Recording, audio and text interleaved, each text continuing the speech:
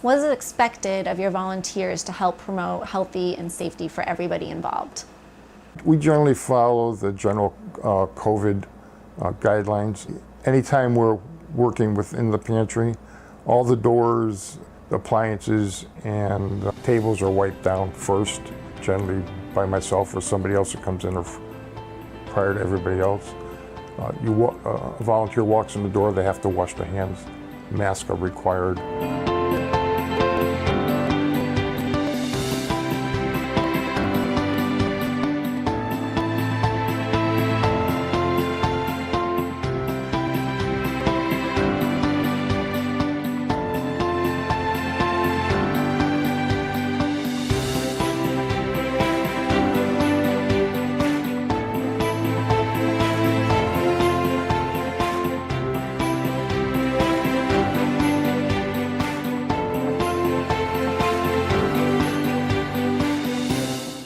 Gary, thank you for taking the time to speak with me today. It's been a pleasure.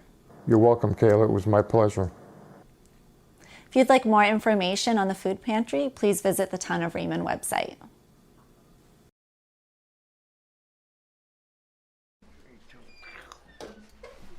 Good evening and welcome to the Select Board meeting. Today is August 10th. Everybody's here.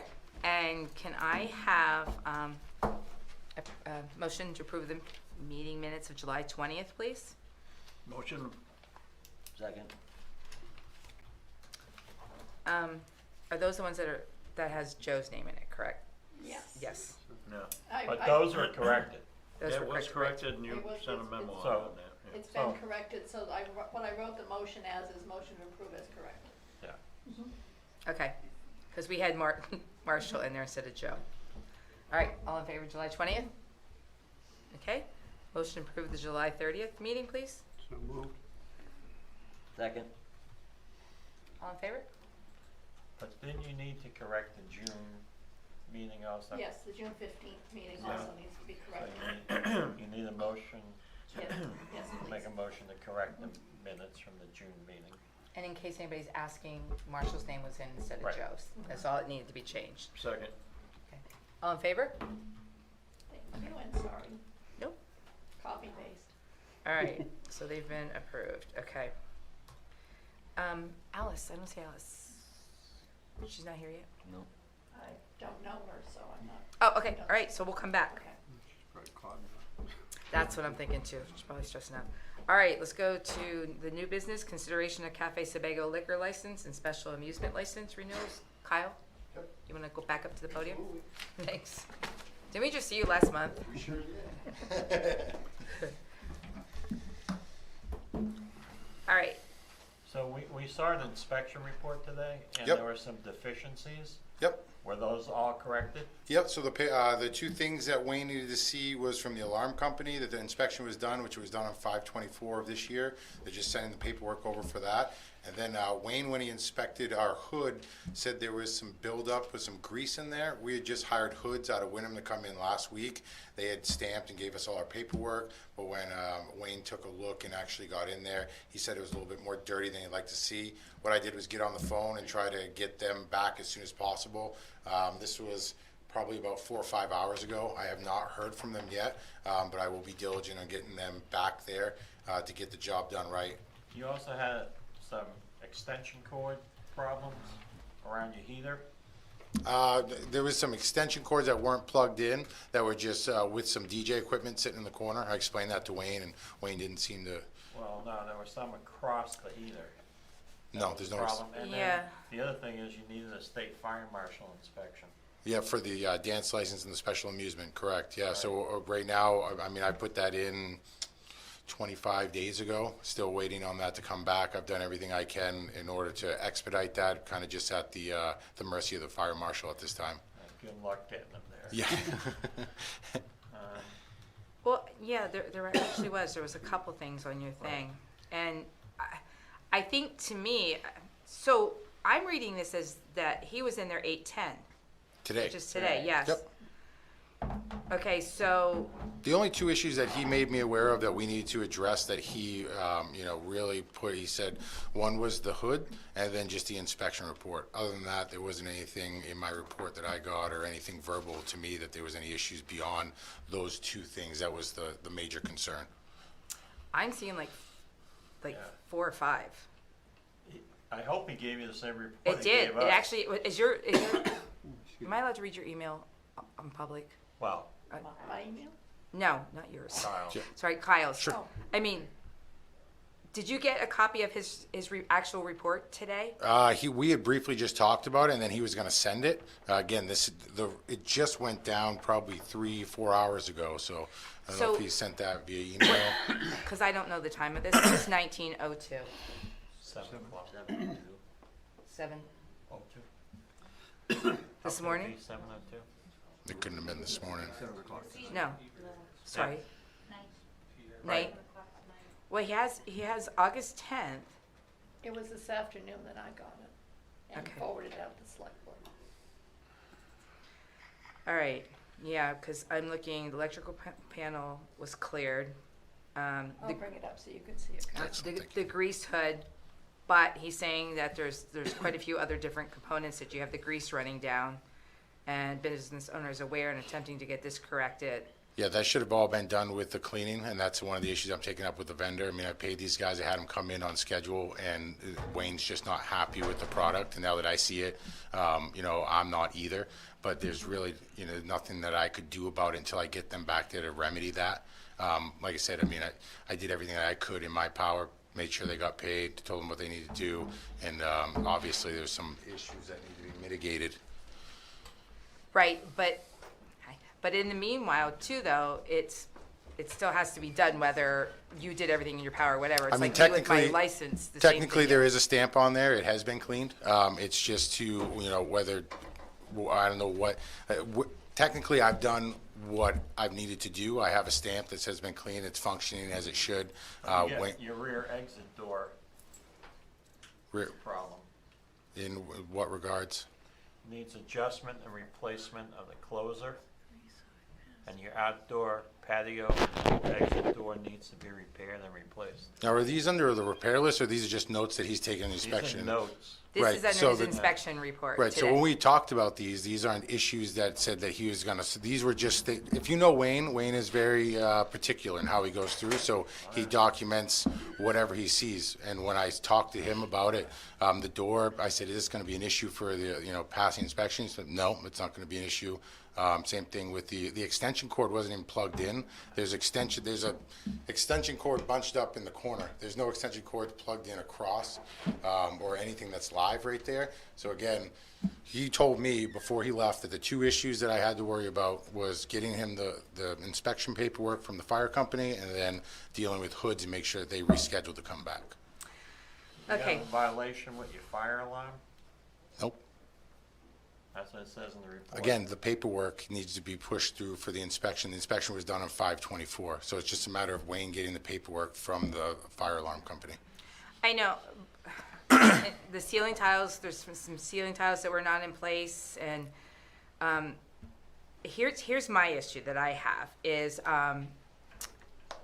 with my daycare, I may not like what the fire marshal says, I may not like what my licensor says, but in order to get my license and pass it, I've got to do everything that they're demanding. Whether if I think it matters, whether I think I did whatever, it has to be correct, is what it is.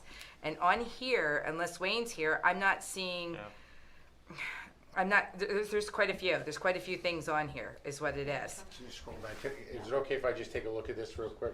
Yeah. Let me go back to the top. So, pass. Things sitting on top of the heater. Yeah. I mean, there's quite a few. Grease hood. Right. So that's what you- But also, Kyle, in that aspect, if you hire a business to clean it for you, Right. and they don't do it good enough, Right. that's still your problem. You still need to make sure that that hood is cleaned. Sure, so what I can It's them that didn't do it, that did an inferior job.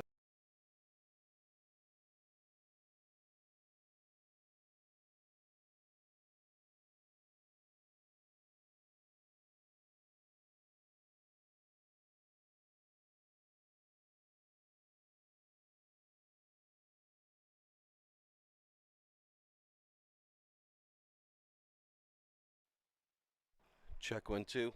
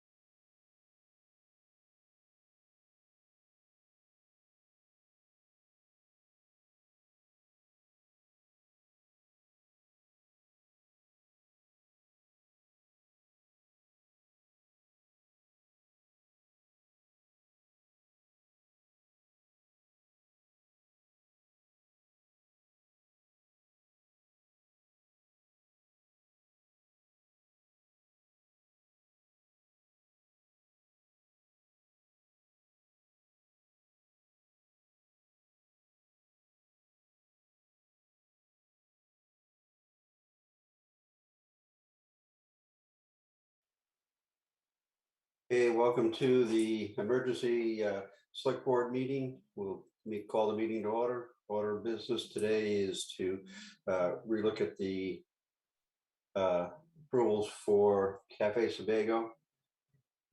Wayne, everything is up to speed now on that? Yes, for the liquor license, yes. There's just some minor things that you saw in the report, like the fire extinguisher mount, a little bit more cleaning. And Kyle informed me that he hired a staff person to help with keeping the kitchen clean. So yes, fire and life safety looks good at this point. The other thing that I did was I made contact with the fire marshal's office regarding the special amusement permit and them doing the dance license inspection that's required.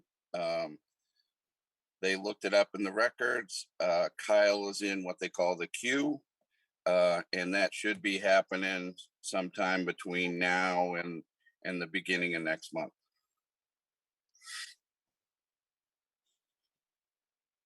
Any questions? Kyle, I want to commend you on following through and getting everything done. Good for you. Thanks for doing that. You know, we're trying to get it done down here. Sometimes things, got to be taken care of, but we want to make sure we're on the up and up on all levels. We enjoy doing business in this town. I enjoy living in this town. So want to make sure that we do it the right way. I'll make a motion to grant the license. Second. Hey, all those in favor? Aye. Seeing all hands raised, motion is carried. On the entertainment permit, Sue, look, can we conditionally approve that on the final inspection by the state? We can, and that's one thing I was trying to get up before the vote was taken, but I'm assuming that what your motion was, Joe, was to approve the liquor license application. All licenses, yeah. All licenses, okay. So yes, I can wait until Kyle gets the dance permit from the state fire marshals, and once you bring that into me, I'll give you your special amusement license. Will that work? Yep. Works for me. Okay. If there's nothing else, we'll take a motion to adjourn. So moved. Second. Meeting is adjourned. Thanks, Thank you, Rolf. folks. Thank you. Thank you. Thank you.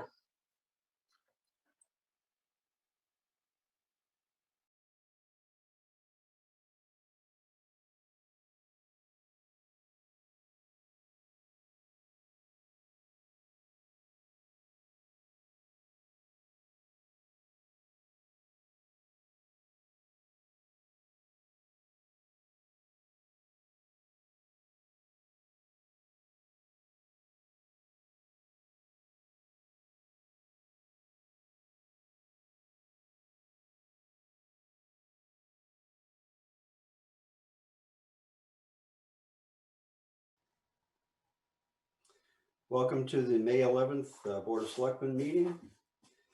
First order of business is call meeting to order. Next item of business is approve the minutes of the April 13th meeting. Is there a motion? So moved. Second. Second by Marshall. All those in favor? Aye. Seeing all hands raised and hearing Marshall, meeting minutes are approved. Next is approve the minutes from the April 28th meeting. Motion to approve. Second. All those in favor? Aye. Seeing all hands raised and hearing from Marshall, in the affirmative, all the minutes are approved. Next item of business, the presentation of the Spirit of America Award. It's been recommended and Select Board has approved the following resolution. The 2021 Raymond Maine Spirit of America Foundation Tribute Honors Gary Bebo for commendable community service. Be it resolved that whereas the 2021 Spirit of America Foundation Award for the town of Raymond, Maine is hereby awarded to Gary Bebo, We bestow this honor to Mr. Bebo for his continued and selfless service to the members of the community. Whereas Mr. Bebo has been a steadfast member of Raymond for many years. In 2015, he became the operation manager for the Raymond Food Pantry, which serves approximately 130 clients per month. During his tenure, his responsibilities have included pickup and delivery from multiple sources, inventory management, and container preparation for distribution to needy families and seniors. A committed and dedicated volunteer, Mr. Bebo always displays a positive approach and a sense of humor, even when managing multiple tasks. Whereas Mr. Bebo is a trusted and reliable neighbor, deeply rooted in charitable values and a lifetime of helping others in need. It is these qualities of service, family, and community that makes the town of Raymond proud to recommend Gary Bebo as the 2021 Spirit of America Award nominee from Raymond. Now therefore be it resolved that the town of Raymond, Maine honors this deserving citizen, Gary Bebo, with the Spirit of America Award, presented May 11th, 2021. Motion to approve. Second. All those in favor? Aye. Motion is carried. Thank you for your help on this, Gary. This, it's we see a lot of people going in and out of the food pantry, and it certainly, especially in this time, in the COVID time, it's been a great help to the people of the town, and we appreciate the service there. Totally unexpected. Thank you very much. If I could just add that this award will be recognized sometime in October in a county-wide recognition ceremony. So Gary, I would ask that your address be available at Town Hall so that the invitations can be properly sent out to you. Okay. Thank you for your service. Thank you.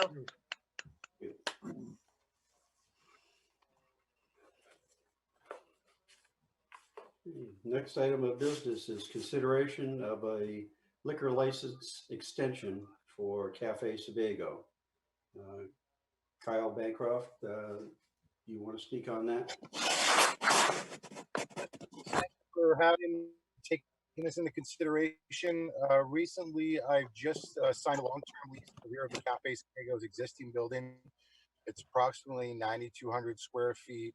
We'd like to use that for additional parking and outdoor entertainment. In order to do that and serve beer, wine, and liquor, we need to extend our current license because our footprint has expanded. So today I'm asking you to review the sketch plan that I put in place and to give me any kind of feedback that you have in order to accomplish.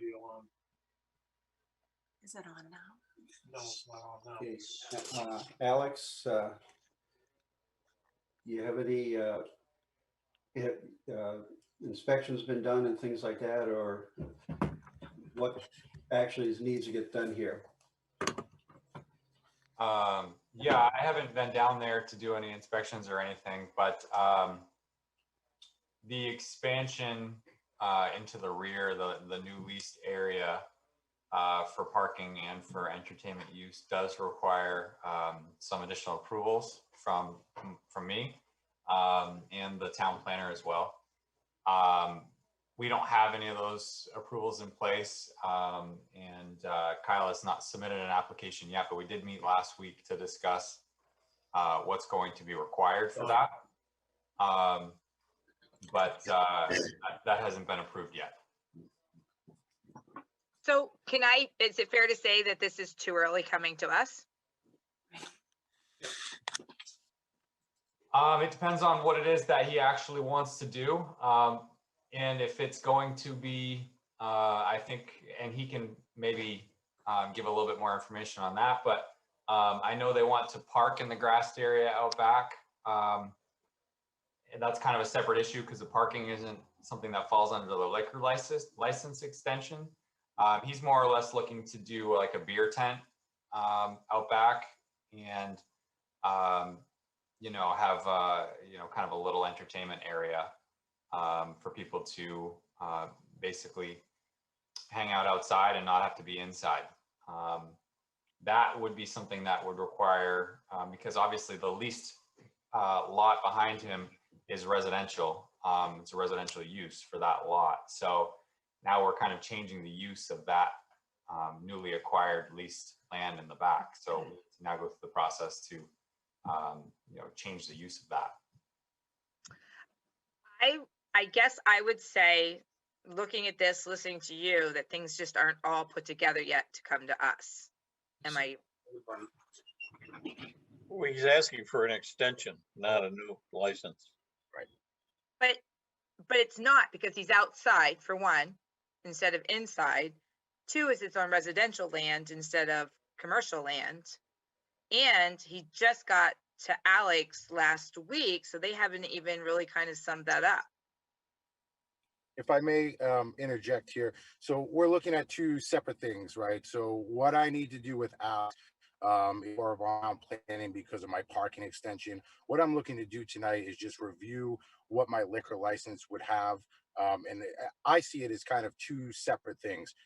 Essentially, I'm just showing you the footprint of what my liquor license extension would be, and then it gets sent up to the state, and then they come down and they tell me that it's, whether it's a go or not. So that's one thing. And then the second is the parking. I met with Alex as soon as I could last week, I believe it was, and he informed me that we have to get a plan in place for that. And I'm working on that right now. Unfortunately, I have to rely on an engineer. And as we know, right now it's just a stuff moving quickly.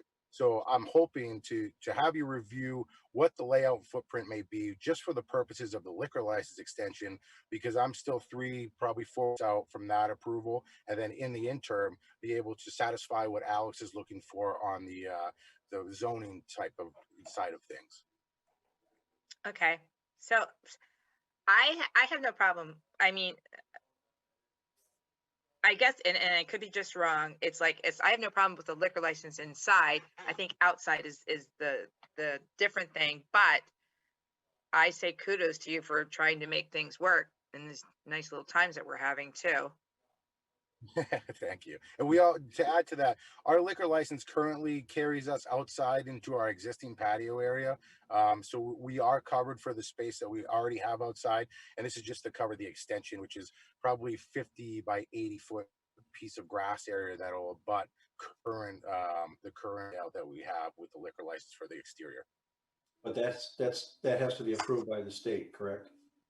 Correct. So this is the initial, what I have to do in this process is show you guys a sketch plan, get your opinion on it, and see if there's any feedback.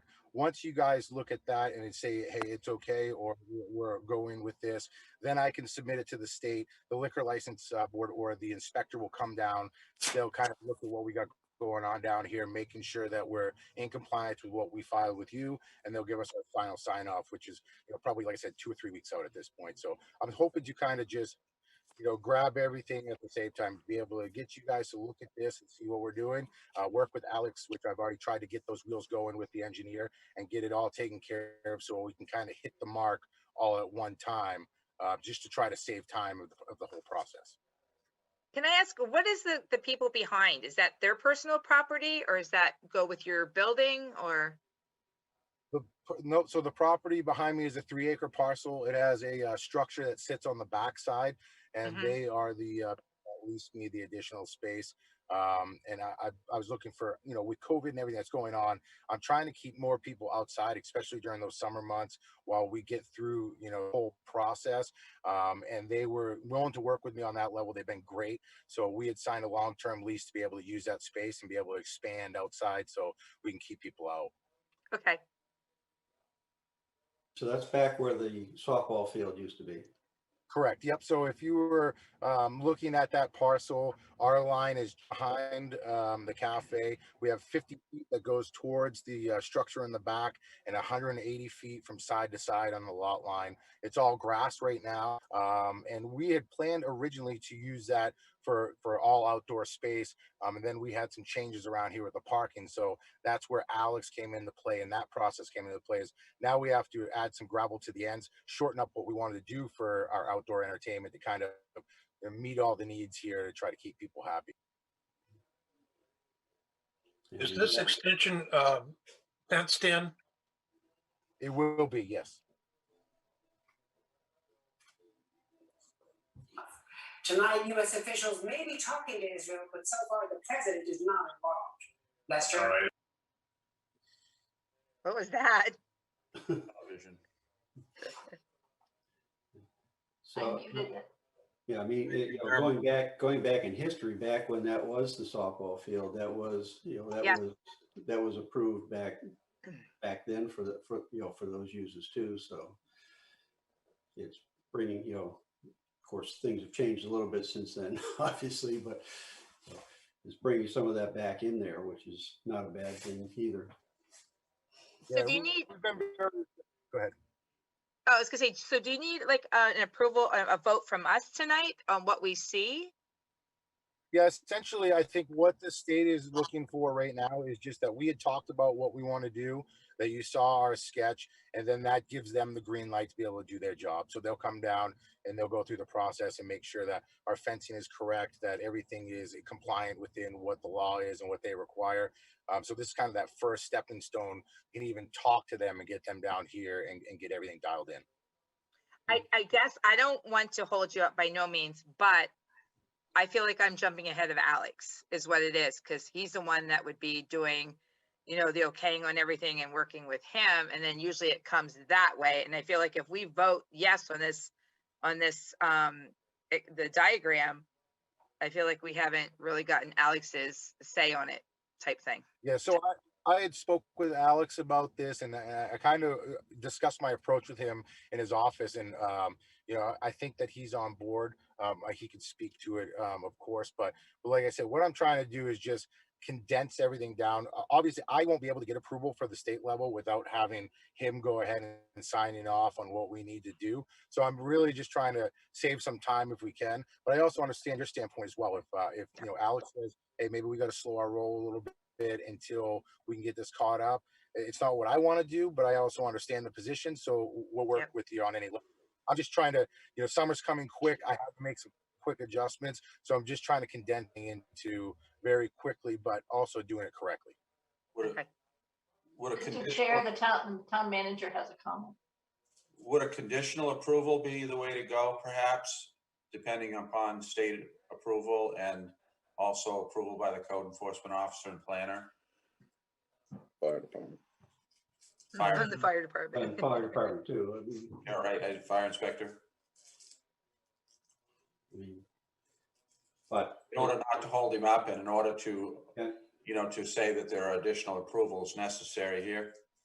Yeah, I mean, it appears that we've, there's a couple layers of approvals here. I mean, there's us that are approving, we would be approving at this point for him to be able to submit to the state for their consideration. Alex still would have to approve any of the parking and things like that, because that falls under any of those ordinances. The fire inspection, you're not reconfiguring the cooking areas or anything like that. So it really is Wayne just going back in and making sure everything is still in good shape, correct? Yes. So I met with, Go ahead, Kyle. Yeah, I met with Wayne last week, and we kind of discussed, what needs to go in to get this expansion. I got a checklist with him that we're gonna, hit all those marks, and I kind of left it with him. I said, I just want to know what you need, and then when we get to we'll get it in place, which is pretty straightforward. We had a good discussion while I was here, and I think we'd be able to cover all the bases that he's requiring pretty easily. Can we hear from Alex too on this? Sure. Alex, let me ask one very simple question. Is what he is trying to do with this extension is to stay into business while it's going through the approval process? Am I sort of correct on that? What I have told Kyle is I've given him the verbal okay to have people park in this new grassed area. I feel like that makes the most sense because parking is very tight over there. And if we tell them they can't park there until it's approved, they're gonna just end up parking across the street. And then we're gonna have people crossing 302. So for right now, I've said parking back there without any approvals is okay. What I've said he can't do is use that space for the entertainment portion of what he's proposed. So that would include the beer tent, cornhole, stuff like that. I asked that he doesn't do any of that until he has the permits and the liquor license, obviously. So if you guys do approve it with a condition that he has to get all of the required approvals, then I think that's okay. I mean, you can look at it, you know, this does occasionally happen with large projects, like, you know, if an Applebee's comes to town, occasionally what they'll do, it's a very quick process. So they want to make sure they get their liquor license before everything's complete so that they can open as soon as the business is, you know, built and ready to go. So it's kind of a similar situation. He wants to make sure he has the license to actually do this. And he's starting the process now. So I guess, I mean, if you guys do go ahead and approve the license without having the permits in place, you know, just add into the motion that, you know, it's approved based on the condition that he gets all of the required local and state approvals before he operates. Right. Marshall? In the sequence of approvals, who has the final say?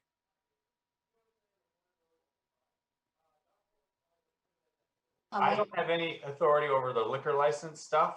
Yes. That's out of my hands completely. So that's you guys, but the final say, I believe, Sue, is that something that you can? I think I can speak to that a bit, at least with the liquor license. If the selectmen say, no, we don't want this, it ends there. If you say, yes, it's okay, and it's contingent upon getting all of these, then the license stays on my desk until Wayne and Alex let me know that everything's all set and that it's sent to the state. At that point, the state would say yay or nay. So Okay. there are several layers of being able to say yes I'm or no. trying to cut through that. So if everybody says, okay, does it come back to the select board for final approval? No. No. Not unless you don't make a motion tonight, and then it would have to go through all of the other approvals and then come back before the select board. Thank you, Sue. So here's a scenario. So what if we have other businesses in town that would like to do the same thing? And then we've got several of them that got a bunch of permits in waiting. Is this all going to happen because everybody's trying to get in for the summer thing? Alex? It could. It's always a possibility. I think timeline-wise, he's kind of already a little bit behind here. I think if that were the case, we probably would have already seen a little bit of that because things are going to be picking up in the next couple of weeks. You know, obviously his fear is missing the entire season. If we're waiting till August, then he only has a few weeks of you know, the real busy season before things shut down. So, I mean, I think that that's always a risk. You know, you're worried about precedent in any situation where you're making kind of a unusual decision. But I mean, realistically, I mean, I don't know that it's going to be, you're not opening the floodgates, I don't think, with something like this. Yeah, but if the approval is conditioned on the other approvals, if any of those fail, then the approval's not there. So. And at that point, what I would suggest is that the select board not sign it until the other approvals are complete. Does that meet the needs of Mr. Bancroft? Well, I believe with my application, I will need a signature in order to file it. And then I like where you're going with the conditions. I think that we can cover these layers by just saying, hey, we're going to send this up, but a final approval won't happen here on the town level until A, B, C, and D are met. But, you know, more information on that than I do. I'm just kind of working from. Once that document is signed, that is approval, and there's nothing the select board can go back on.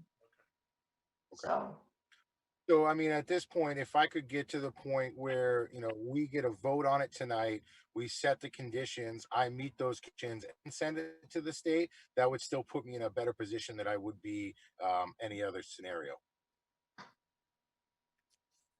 So if I understand this correctly, the conditions would be clearance from the fire department, clearance from planning and zoning, and clearance from the state liquor commission.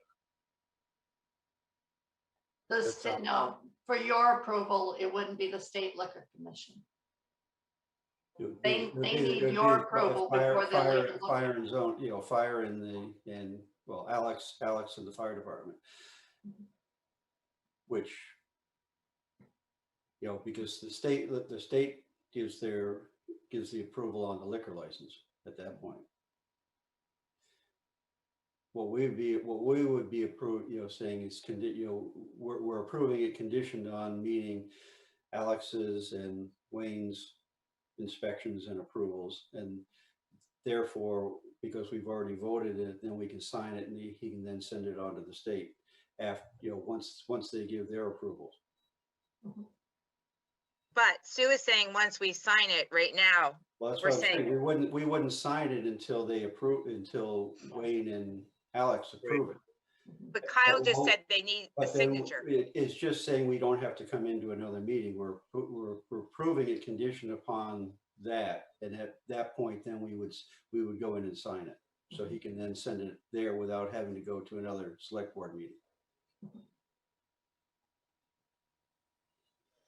Otherwise, So Teresa, what he's saying is, if we could get the vote tonight and that you guys hold the paperwork and the signature that I need to get to the conditioned upon Alex's approval and the fire department's approval, you guys will keep that all together until it's whole, like we agreed about in this meeting. Once those are all met, then it could be sent, and I could wait for them to call back. So essentially, it's preventing me from having to do this again in a month.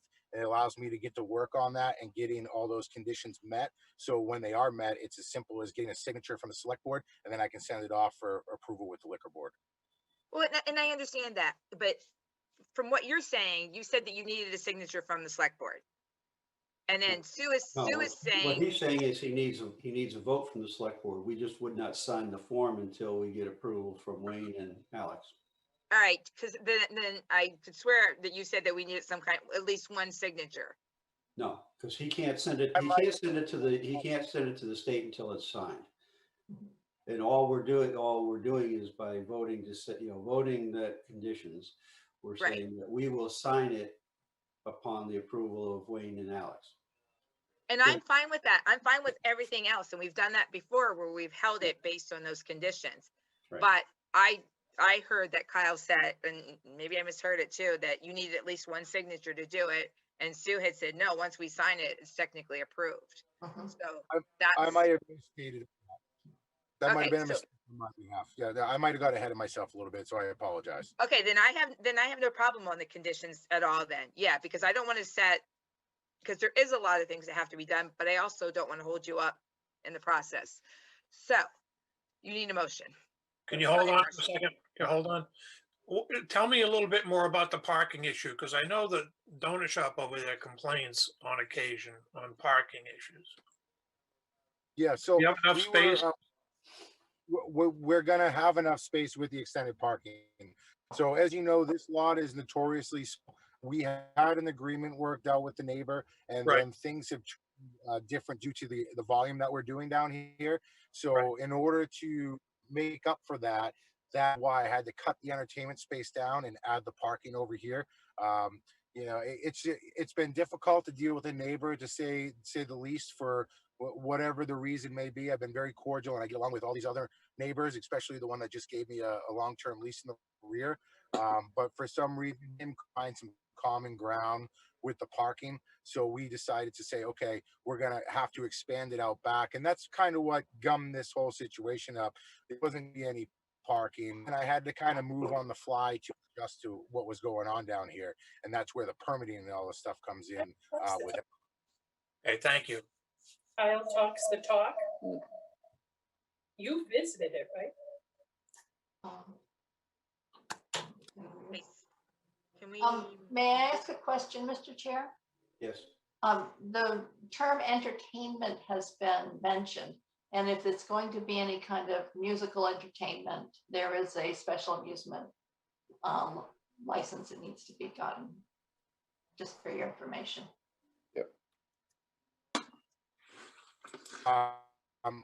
When I say entertainment, it's playing large any kind of music events. Who's talking?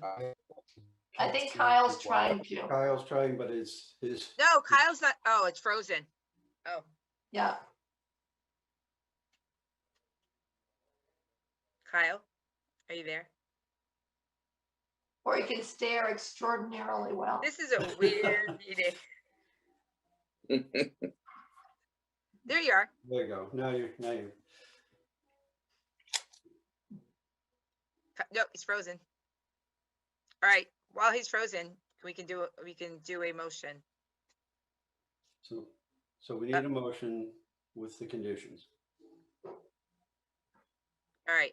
So I make a motion to approve the liquor license extension, not the extension, the liquor license, based on Kyle getting all the permits, all the inspections that are needed, and everything from that ABC lined up.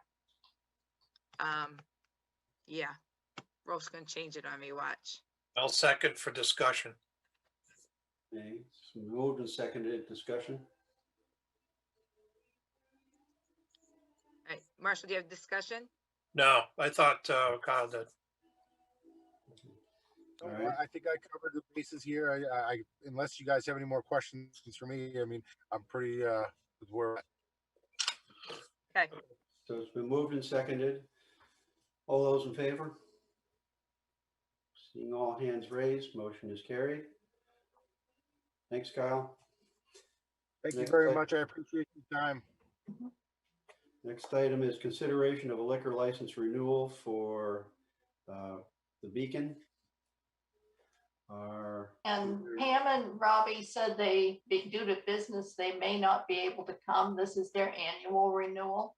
I'm not sure where Wayne is on the fire inspection, because when I was putting my agenda together, I looked back at last year, found that they should have come up in February, and they went, oh my goodness, and got their form into me. So Wayne just got it last week. So to speak to the fire inspection, that hasn't occurred yet. They're aware of the items that they need to accomplish for the inspection. And so we're waiting to get those items done and then go in and do the inspection. And what's your timeline on that? There's two, I don't know, right? Sitting right here at this point, I don't know. I mean, I can go in and do an inspection, and then outstanding items, I just have to wait for example, the fire alarm system report. I haven't received that yet. The hood cleaning, they were trying to schedule the hood cleaning. So give you a time frame, I don't know, but. I have to say again, I don't want to hold anybody up, but it seems like we're giving approvals on things before we're getting all the information on the stuff. Yeah, and in this case, their license is expiring. It's toward the end of the year, so. I would suggest the same solution here as the last one. Yep. And they've been real good. That should work out just fine with the fire life safety stuff. When does the license expire, Sue? I'm not at my desk, but I believe it expires in June. Okay, thank you. Yeah. According to the application, it says expiration is June 2021. Okay. So those expire the first of the month or the end of the month? I'm not sure. I think it depends on where the state puts them. They kind of stagger things a bit. And it does take the state about a month to deal with things. So. It's the end of the month. Is it? So okay. Let me ask a question. Okay, so when their license expires and they haven't got it renewed yet, but they're in the process of it, what happens with their? The state will grant them a 30 or 60-day extension. Okay, so in this case, we could even wait or do they need this, the approval there too? Well, the sooner if you approve it contingent upon a favorable fire inspection or completion of all the tasks, then that just speeds up them being able to send it up when it's ready, as opposed to waiting for the June meeting, which isn't until the 15th of June. And this extension that I'm talking about is an extension of the liquor license, as opposed to Kyle's, which was an extension of the space the liquor license is covering. All right, I'll make a motion to extend the Beacon's liquor license contingent on the inspection passing. Second. Discussion? All those in favor? Seeing all hands raised, motion is carried. The next item of business is consideration of a recycler's license for Raymond Service Center. Alex? Yeah, so this one is for Raymond Service Center. They have a recycler's license. He does salvage title work, and because of that, the state requires him to have a recycler's license. So it's not like a junkyard.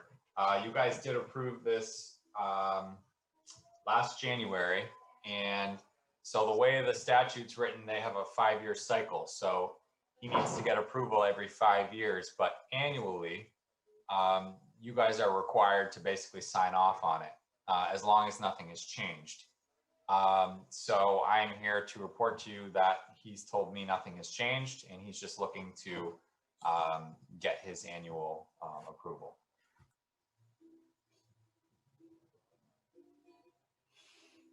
Questions?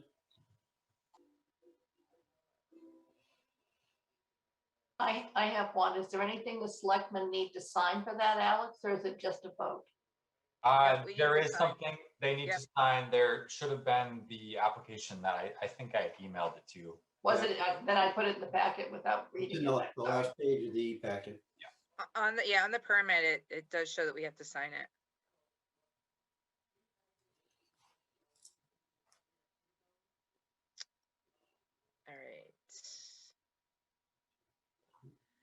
All right, I make a motion to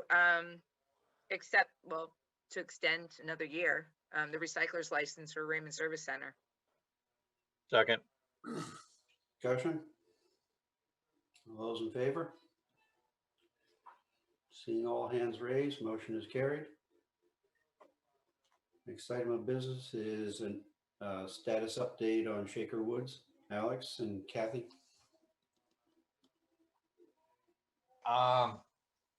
So Jared's not here tonight, I don't believe. As far as I know, he's working. So I'll kind of keep it short since he doesn't have the opportunity to comment. But Kathy, Wayne, and I last went down there to do an inspection on April 2nd.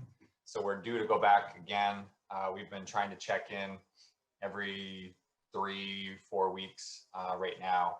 Jared is back to work, so it's getting a little bit more challenging to schedule inspections with him. But the last time we went down, they had finished the new bathroom. They have remodeled the bathroom space and have completed, or mostly completed, that section of the house. And they have removed some of the, there's a lot of HVAC equipment that's no longer functioning in the dwelling. So they had removed some of that. And the punch list that we had given him in April was to continue to remove some of that unnecessary equipment from the dwelling. He needed to get all of the required permits for the project, which he has submitted applications for now. So we're all good there. He needs to install a bathroom exhaust fan, do some repair work to the building drain,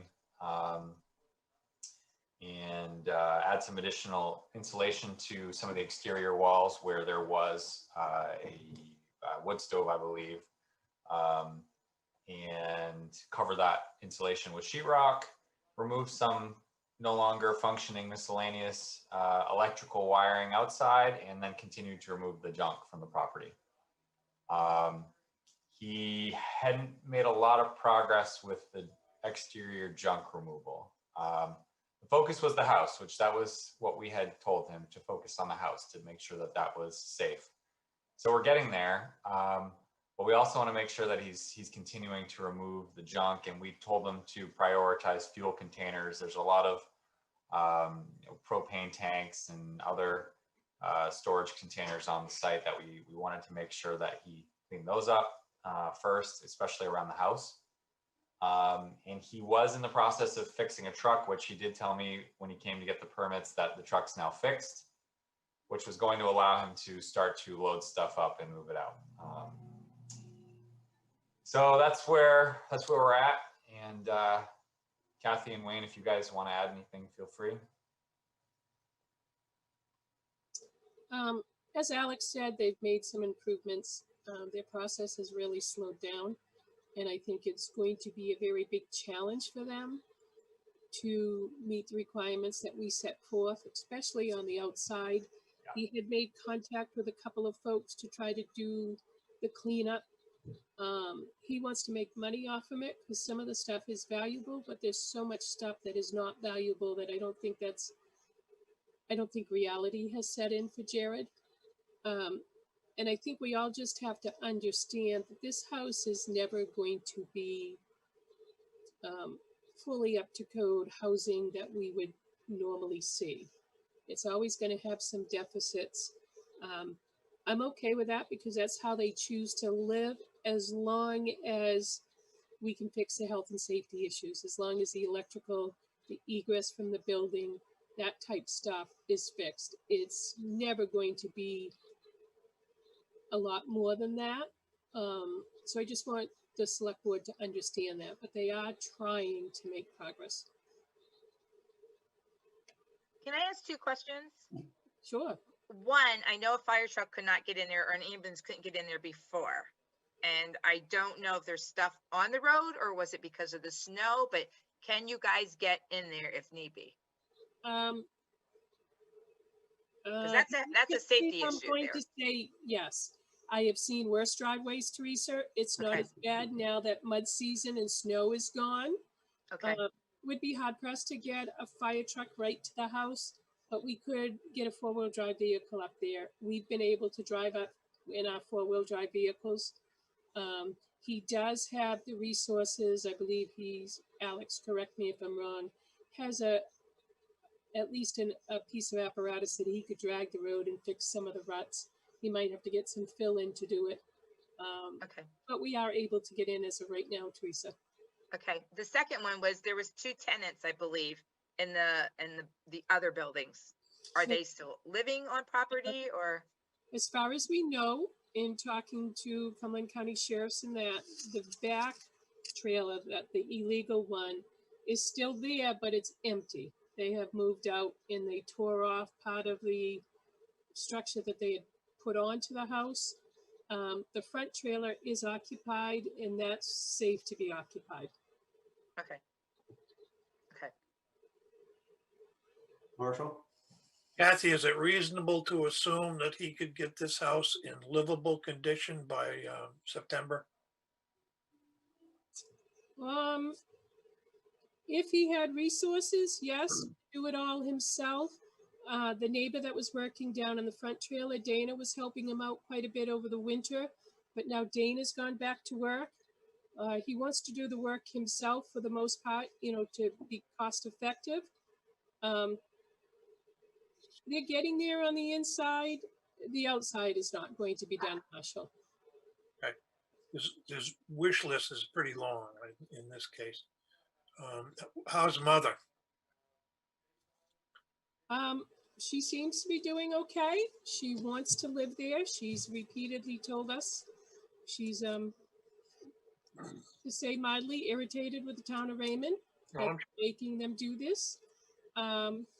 This was the house that her husband built for her, and they have talked about in times selling it and moving to something that's better equipped for her. But I think right now their goal is to get it cleaned up and stay there for a while. Okay, thank you. Would it be asking too much to say we have certain goals before winter, so they're safe for the winter again, so they don't get in the same kind of bind, you know what I mean? Making sure it's safe for them inside. I thought we had those in place already. Okay. Yeah, we do. Really, the deadline was March 1st. So we've been giving them basically a punch list, and we go every few weeks and say, you need to try and get this done. And there's been constant progress. Good. Like Kathy said, it does seem to have slowed though.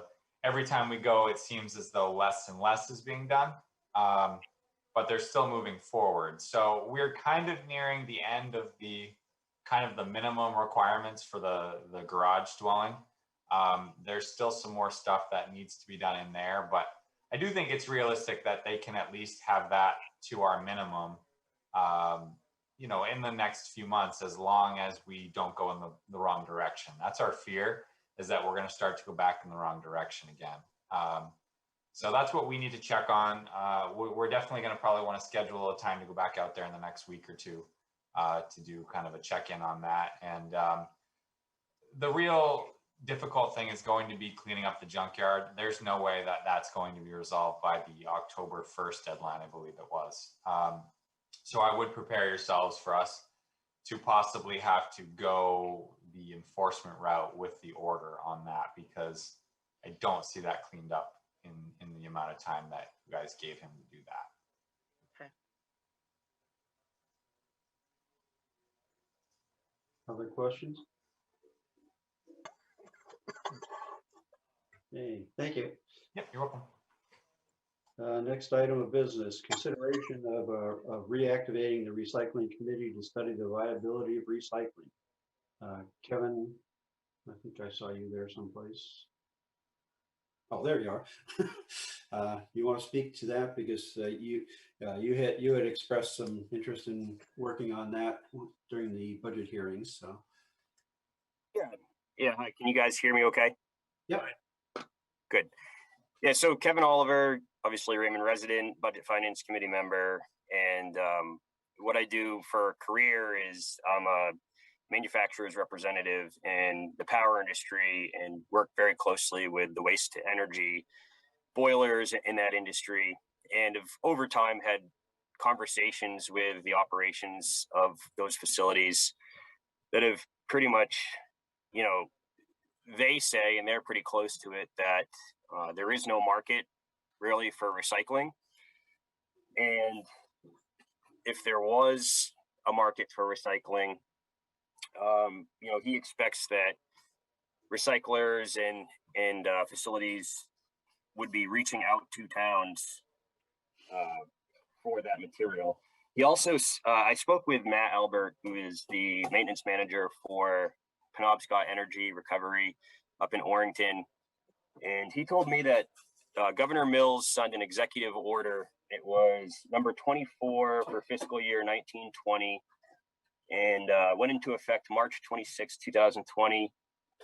In that executive order, Section 2, Article B states that recycled materials that are sent to a waste to energy incinerator are actually considered recycling.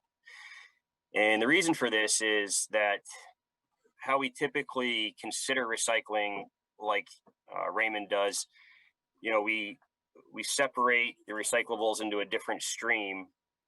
Those are picked up, brought to facilities where they're either accepted or rejected. And oftentimes at these recycling facilities, unless they're 100% clean, they're not contaminated. Peanut butter plastic jars don't have peanut butter in them still. Pizza boxes don't have grease on them, which is almost never the case. Boxes that we order things from Amazon that have plastic shipping tape and labels on them, that's contamination because it's plastic. It's not clean corrugated mixed paper. There are so many reasons why these items get rejected, and ultimately they get sent to the landfill when that happens most of the time. And so the alternative is sending these to the incinerator, where they are burned they are used to create energy to power the grid, which offsets other, sources like coal or other carbon-based fuels. And what's left is basically water vapor coming out the stack based on the back end technology of these boilers to clean the flue gas. And the volume that is left over is just fly ash. They separate the metals out; those get recycled, through metal channels.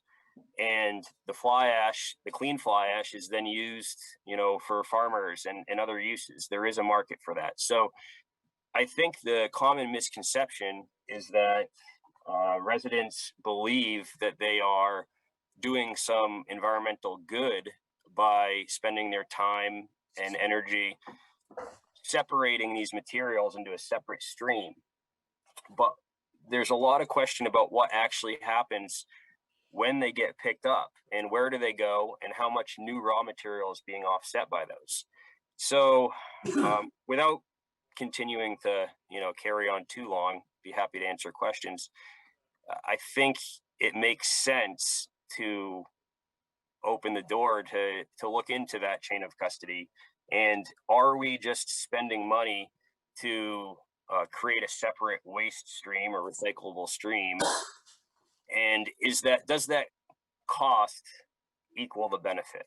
And we really don't know right now until we look into this a little bit further. And I think that's the genesis of this, the question here. You see my son? Yes, right behind you. Yeah, he's trying to peek. So essentially, what you want to do is get this group together to look at what's being done, what the options are, and things like that, and then come back with some recommendations. Correct? Yeah, I kind of envision this as, based on my experience, I believe that there is really a poor market at best for recycling. And what are the alternatives? I mean, if we said from now on, all your recyclables are going to go in the waste stream, obviously people are going to not feel good about that because they're going to think, well, we were recycling and now we're just throwing it in the trash. But, if our trash is going to MWAC in Auburn and being burned, and, if that's the outcome anyway right now, but we're spending X amount of dollars thinking that it's going somewhere else, I think it makes sense to study that and come back and report back with, yes, is the cost of this recycling program really worth it? Because as Matt pointed out, sorry, I took a couple notes here, but he said, while our time and money is wasted for the benefit of the profit for waste collectors. So, like a pine tree waste or whatever, if they can separate this out and say, well, you have to pay us so much per ton for waste and then an additional so much per ton for recycling, versus just having everything in the waste when many of the recyclables end up there anyway, I think it's worthy of looking into that cash flow balance. Yes. And if it comes back that it makes sense to continue recycling, then that's what it comes back as. But I don't think we have all the information right now. How long do you think it would, realistically, how long do you think it would take to do the study? Well, if I look back at, in my business, these plants have annual shutdowns, and oftentimes they'll wait till, 4 weeks before the shutdown to order something that's, an 8-week lead time, and then you have to scramble to shrink that 8-week lead time into 4 weeks to get it there. So I guess what I would say is, how quickly do we want it? Because if we want it, before the next fiscal year, I could probably work my tail off and get it done. But if that's not necessary, then, I'd say by the end of the summer to give myself some time to do this. But I would be leaning on you guys to tell me where that clean break is. Well, I mean, we're already contracted for next year anyway, so. Okay. So really, we don't need anything, right off, is what I'm hearing. Nathan, you had a question? Yeah, well, I just want to point out that our contract is expiring June 30th. We have negotiated and have a new contract in place. This would change that drastically. They gave me a number today, and I do believe that does need a lot of research put into this, because this was a quick grab a pen and tell me how much we're going to save. If we cut out recycling right now, we're looking at about $60,000 in savings. We talked about the ACR, which is the average commodity revenue for recycling. In February, according to Pine Tree Waste, in February, it was $39.33 a ton. Today it was $56.40 a ton. Sure that they're seeing a loss coming up. They're gonna. I don't know. So if we do go forward with this, it is a 3-year contract. So I think that's going to change things if we say we're going to investigate this recycling thing and come back next year. We would probably see a change in the contract. I mean, it's a 3-year contract. They gave it its pricing as a 3-year contract. And obviously in that contract is, on their contract is $50,000 for recycling tipping fees. So that's money out of their pocket, basically, I think. So I'm a little concerned going forward, thinking we're going to change something in a year. I don't know if we need to tell them that or renegotiate or just not say nothing and move forward and do a surprise next year. Don? Well, they already are aware now that we're looking at this possibility, and assuming that we vote in the affirmative to form the committee, we have a year to do the study. So I would suggest that we have a deal for this upcoming year, and that they know that we're looking at it. And it would probably make sense if we go in a different direction, particularly if we go in the direction, without recycling. We know there's competition interested in our contract, that we look at competitive bids. And so I think, we have a 1-year deal. We shouldn't expect them to, hold to their deal for 3 years that they negotiated with us. And, I think that would be unreasonable of us. And I don't think we should expect them to do that. And so they've already committed to this 1-year extension. And so I think that everything should work out fine. And if we decide that we want to continue the way we are, then we have a 3-year deal. It's not a 1-year extension, Don. It was presented to them as a 3-year extension, a 3-year deal. That's what I'm trying to explain. I don't think there's an issue. I mean, I don't think there's an issue either. I'm saying they're going. I think that if you're going to go forward with this, do you explain this to him? When I was talking to him today, he asked about the contract, and I said, we write it up, we'll go forward with it. And then he said, well, if you're going to change recycling, maybe we don't do that. That's just. Well, let's go to. Do we go forward? Let's go to bid now. Then we have another interested party, and then let's see how that works for them. Well, I'm not saying that, Don. I'm just saying that I need some direction on this. I think we should research the recycling. Absolutely. That's not even a question in my mind. Well, you negotiated this deal this time, so if you want, I'll talk to them tomorrow. I'm pretty sure they'll go with that 1-year extension. I'm pretty sure they will, but it wasn't a 1-year. That's what I would do. That's not a 1-year extension that I was directed from you to get from them. I got a 3-year extension. So if it's going to be a 1 year, I need to explain to them that it's a 1 year, or just tell them. I mean, it's just as simple as that. Well, I'm with you, Nathan. I think just to explain to them, they now know that we're looking at this committee. All I was asking to prove it, then it's going to turn out to be a 1-year extension. It may go back to 3, depending on what we discover and what we decide, right? I mean, we're presupposing what the answer is before before we even look at it. So I mean, it obviously, if in any contract, if something changes, then you've got to, you get some renegotiation that gets done, and that you have to look at that point. But right now, we don't even, we know that if we do nothing, we're where we are. What we don't know is if there's things that that we're doing, because I look at it from the standpoint that if we're going to make a major change, it's not going to be a quick change anyway, because you have the side of convincing people that change makes sense, where You know, right now they're thinking, okay, we're doing the recycling, we're doing, you know, we're doing something good, whereas they need, you know, we need to get information that says, is that really the case or not? And then people have to, you know, people have to buy in on that too, because at the end of the day, people, you know, the vote may still be from the people that says, you know, we still want to do that. Because Right, and politically, it- that, So you know, we just go politically, through- we just go politically, it forward. looks like we're doing something, you know. So we just go forward I'll explain to them it's a 1-year extension and with a possible 2-year add on it then. I agree. Yeah, it's fine. Simple enough. Kevin?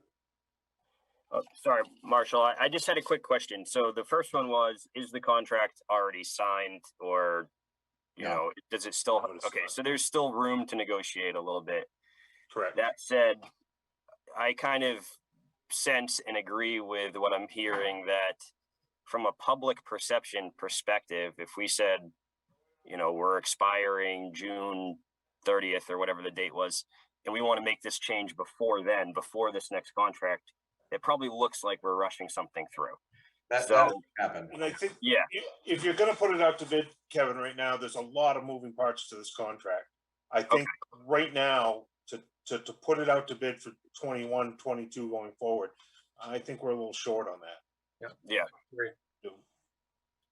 But I also don't think, we've been a good customer for a long time. They don't want to lose us. I think that they will be amenable to going on a 1-year extension. I do realize, and I appreciate your 3-year negotiation. I thought you did a good job on that, Nate. But I mean, who knows? I wasn't trying to be argumentative, Don. I don't know what to tell the guy. He asked me the question today and I didn't know what to tell him. Oh, well, we can have a Zoom meeting with him tomorrow and talk it over. But you know, when you made the negotiation with him and we came up with this deal based on, you know, our prior negotiations, we didn't know that this discussion was going to occur at the budget committee and this was going to develop. So it's a new thing. And so we haven't signed the contract. I think it can work out for both parties. I mean, they're in the waste collection business. If what we do is just collect waste and not recycling, that's still a pretty good contract. So there's opportunity for them yet. So I think we just need to talk to them. I understand that. I was just asking what to go forward. Marshall?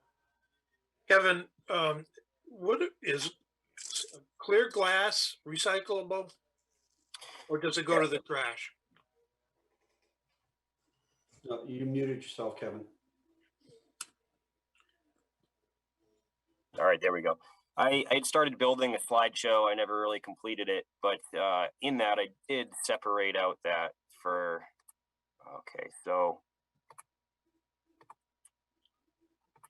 give me a minute here. Kevin, I was just curious, is it all or nothing?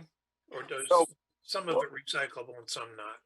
What I've pulled off is off of like state of Maine websites and things like that. But what is considered recycled material? And that list is mixed paper, corrugated cardboard, glass, metal tin containers, and plastics number 1 through 7.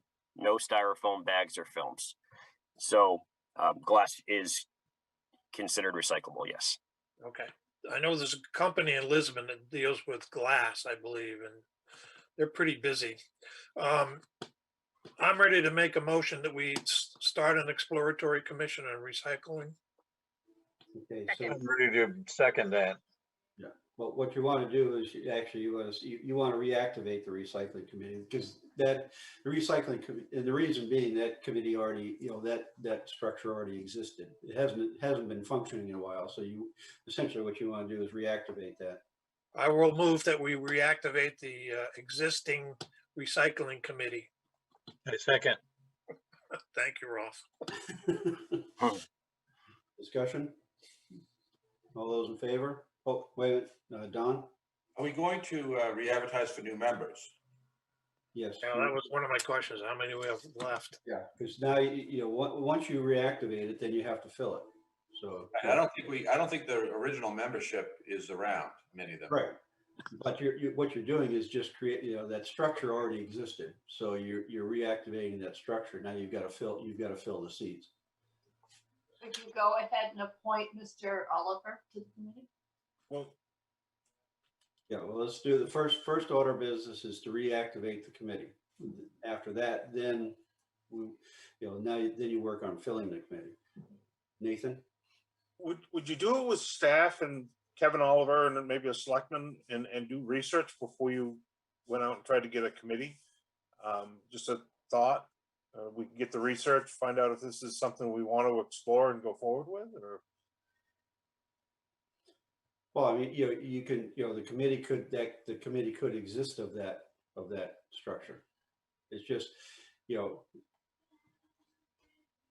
Kevin first.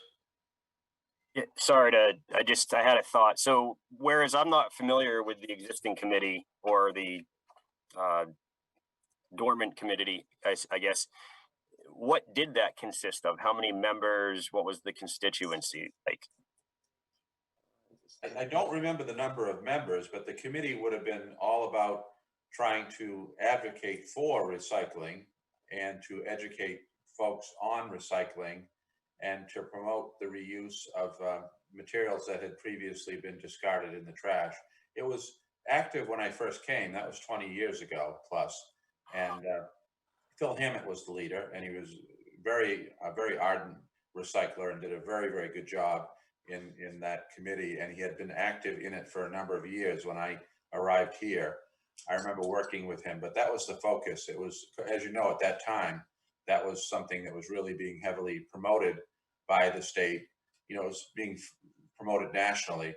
And so, Raymond and Nathan actually probably could tell you more about the history, but Raymond had gone through several iterations of recycling, and so that was what they were doing, was promoting and trying to get the town to do more and more comprehensive recycling is what was happening. He actually started the program. He was the founder of the whole. Oh, he was, okay. He was first member and ran it from the start. Okay. He did a fantastic job of it. Yeah. But things have changed a lot since then. I haven't seen him in a long time. Marshall? I think there's more to this decision rather than to recycle or not. I think we need a committee to look at the focus of the committee. There may be more involved. And number two, the optics of public perception, because there is training curves involved in this, I think. Right. I think there's a lot of different levels to this too. I think right now we're tied to a contract, and our recycling has to go to a certain spot. Right. Back when we were doing it in-house, we marketed it to different facilities. Right. Sometimes it went to MWAC, sometimes it went up to a place in Oxford. Again, times have changed, and obviously Pine Tree Waste has got a vested interest in this. They got a recycling center, and they're going to charge us up to $135 a ton to sort our recycling. So it is good for them. Yeah, I guess. It's a different world now. And Don? I like the idea of forming the committee as you would any other committee, advertising for interested people, doing a comprehensive study with all deliberate municipal speed, staffing it with, staff to local government staff here to assist as we can, so we have somebody, Nathan, probably me, we have someone to take minutes and to, have public meetings. And then, there's a report and public education. And then, depending on how the selectmen, decide on it.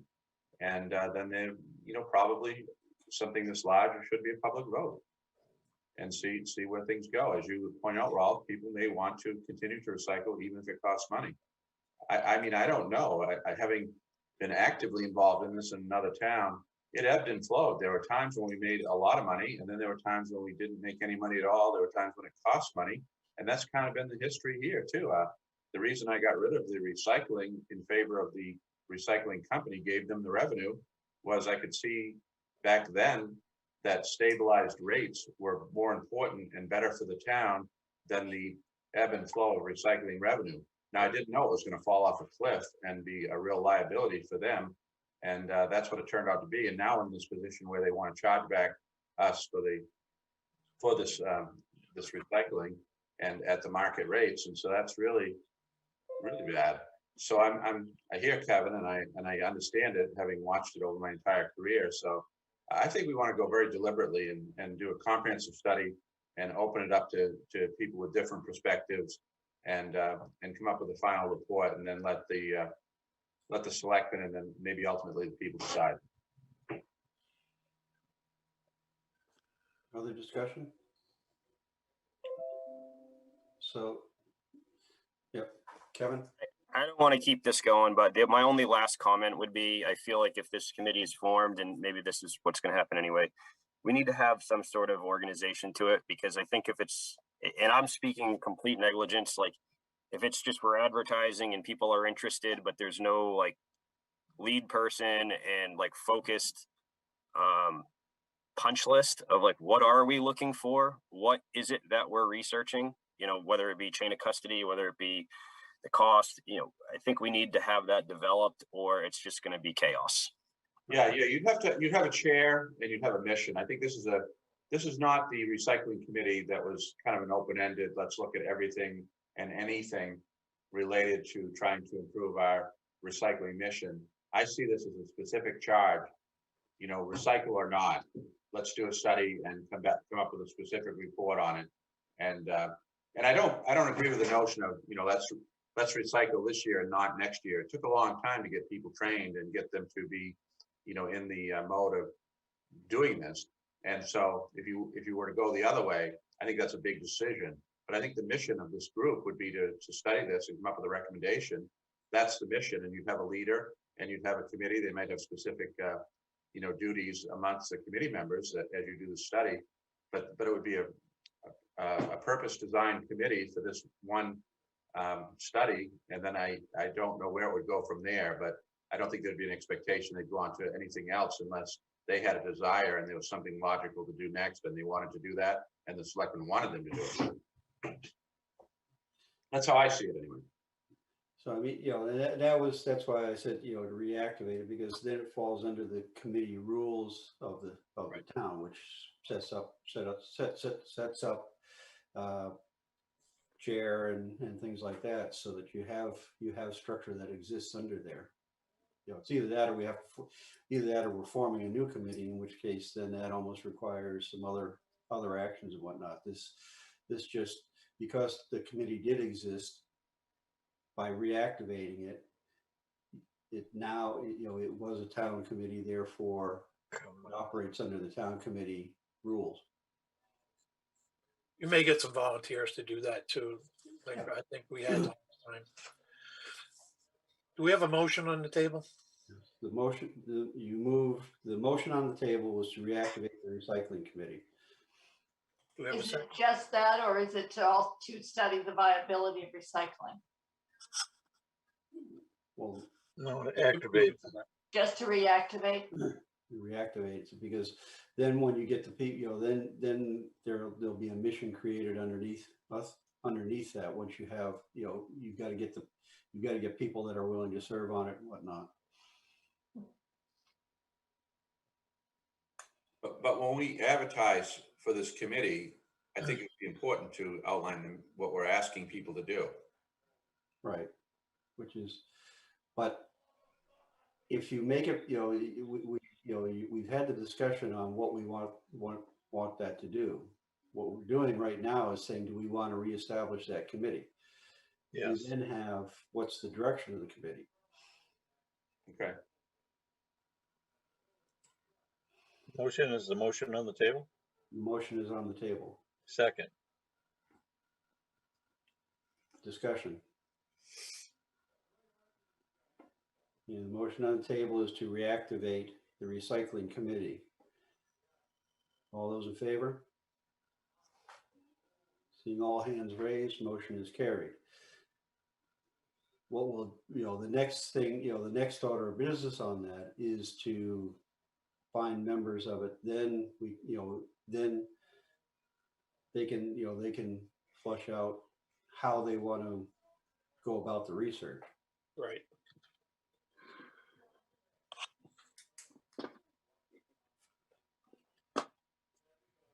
Any other discussion on that? So we'll proceed with advertising And Sue and I will probably consult with Kevin and put together something that will be succinct but clear as to what we're looking for. Yeah, because ultimately what's going to happen too is then the select board will have to appoint the, from that list, appoint the members of the committee. The committee itself then would vote its chair.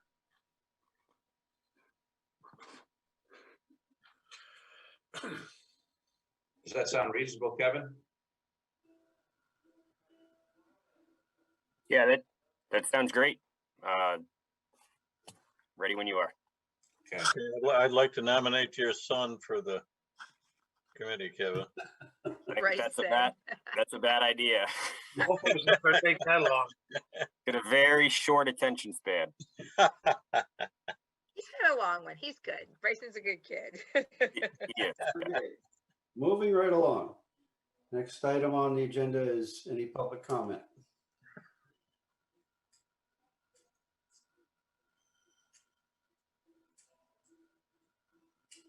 I think we have a hand raised, Mr. Levitt.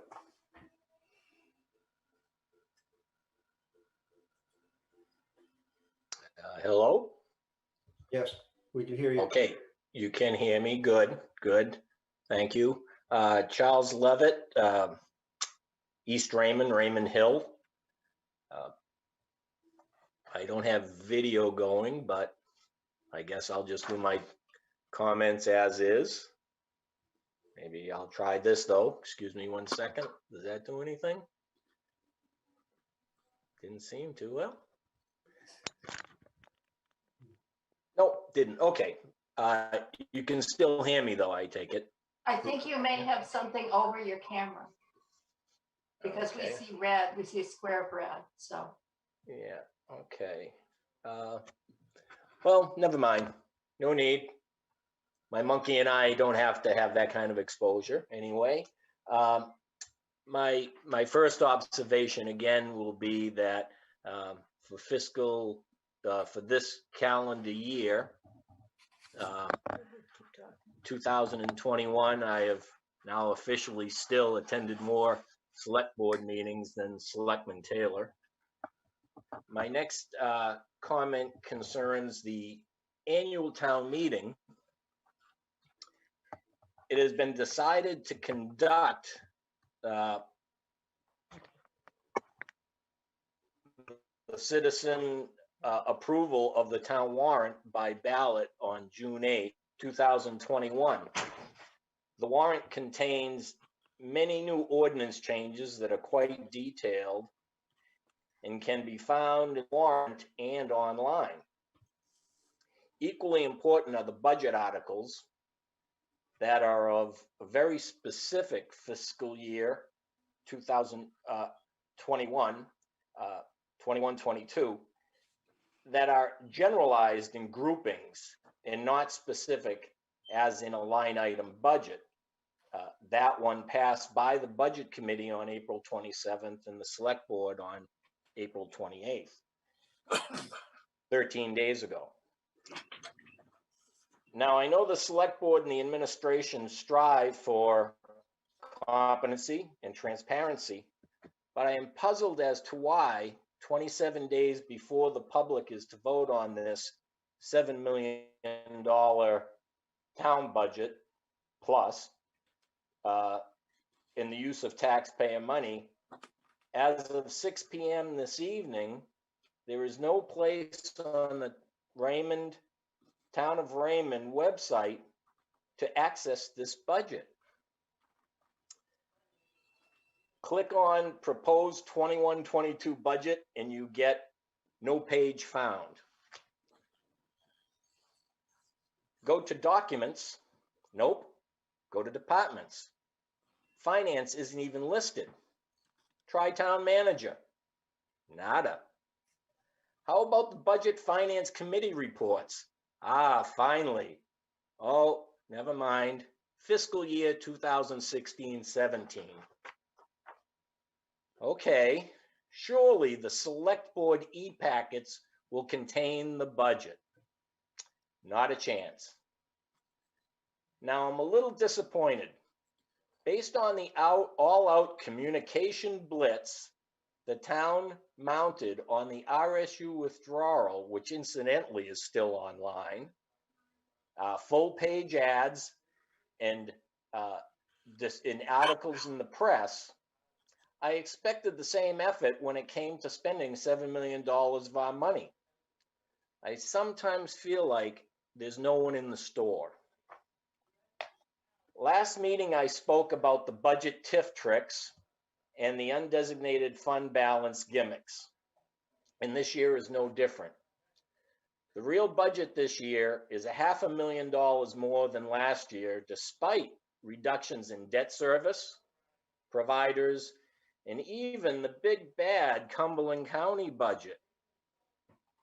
But presto changeo, we'll keep your tax rate low by using money we overtaxed you last year, and don't worry about the major stuff, staff and program growth in animal control, tassel top, and parks and recreation. I can't tell you where else because you, the voter, and I can't see it. Magically disappeared. Without an open town meeting, it is nearly impossible for citizens to express their concern on Raymond's budget, unless they vote all fiscal warrants down with a no vote. Pretty drastic. I suggest people vote no on Article 7, the $75,000 Select Board slush fund. It's a step in the right direction and sends the message to the incoming Select Board and town staff that honesty and transparency are needed more. I was going to say are coming, but abracadabra, maybe we can get there. To further that end, I'd like to ask the 1,000 voters who voted to support withdrawal, please vote for Dana Desjardins. He is not a tax and spend Republican politician, and he does not support tricks and gimmicks. You're The going 2,000 voters. into advocating for a political position that's not allowed in public comment. Okay, I withdraw. Then I endorse the other candidate. It's time. You're endorsing a candidate which is not allowed in public comment. Okay. Thank you, Mr. Chair. Then why don't I say this? The 2,000 voters who saw the gimmick that was proposed by most of the members of this select board, use your voting power. There were 2,000 of you who saw through. Confine your comments to comments, not political endorsement. This isn't an endorsement. This is a comment about the last election.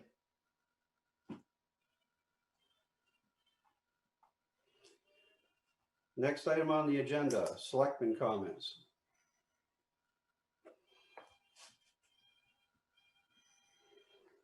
Seeing none. Next item is town manager's report and communications. Thank you. I'd just like to briefly give you a little report on the American Rescue Plan. Kathy Goslin and Kevin Woodbury, Bruce Tupper, Nathan, Kayla, a number of other staff members have been assisting. You know, we put together a comprehensive package of possible projects in anticipation of this funding that we received, which is around $450,000. It's now a little unclear whether any of the things that we submitted are going to be eligible. We did get some new guidance today, so we'll be having another department head meeting tomorrow. And you know, the big item, and it's because it's subject to the Board of Selectmen ultimately as to where you think we ought to go, but we're, you know, very interested, of course, in the broadband option. You know, we're hopeful that the state of Maine, the federal government, are going to be moving forward in an aggressive way towards that goal as well. And it is something that's going to be perhaps as long as 4 years before it ultimately all, you know, comes out and in terms of all the funding. But they're now telling us, I guess Kathy says today during her research, that we need to have another proposal by August. So we'll be coming back to you with that, I guess, sooner rather than later, once we figure out what it is that we can do within the eligibility guidelines. And it is, even though it's now been finalized, it's not exactly crystal clear. And so anyhow, I just want to report back to you on that, and there will be more information forthcoming.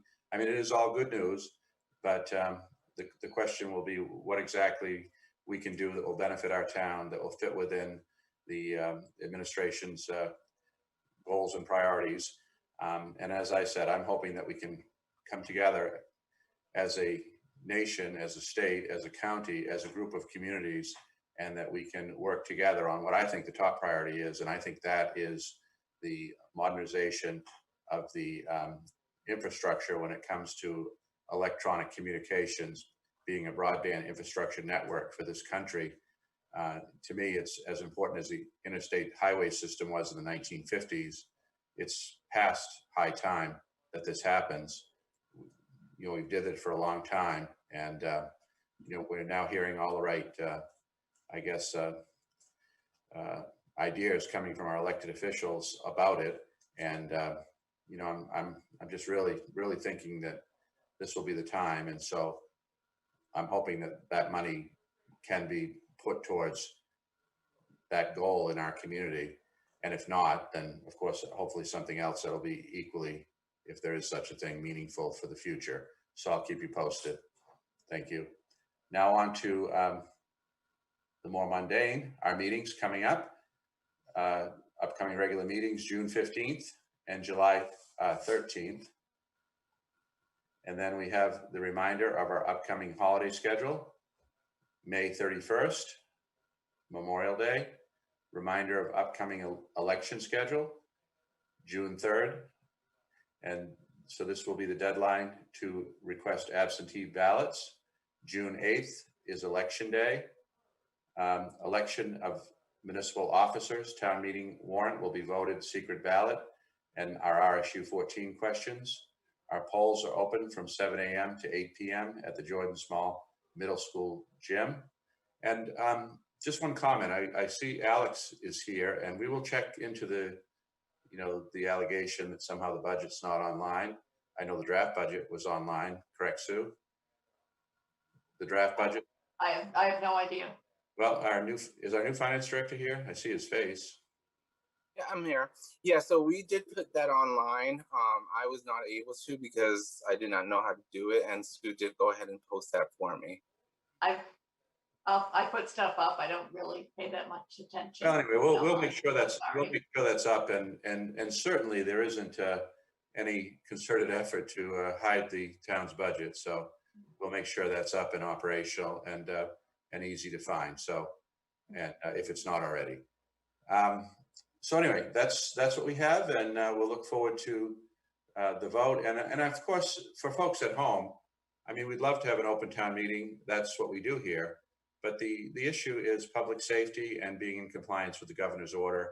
And we're in a pandemic, and you know, that trumps having an open town meeting this year. So hopefully we'll be back to normal business next year. Thank you. The next item of business would be a move to go into executive session.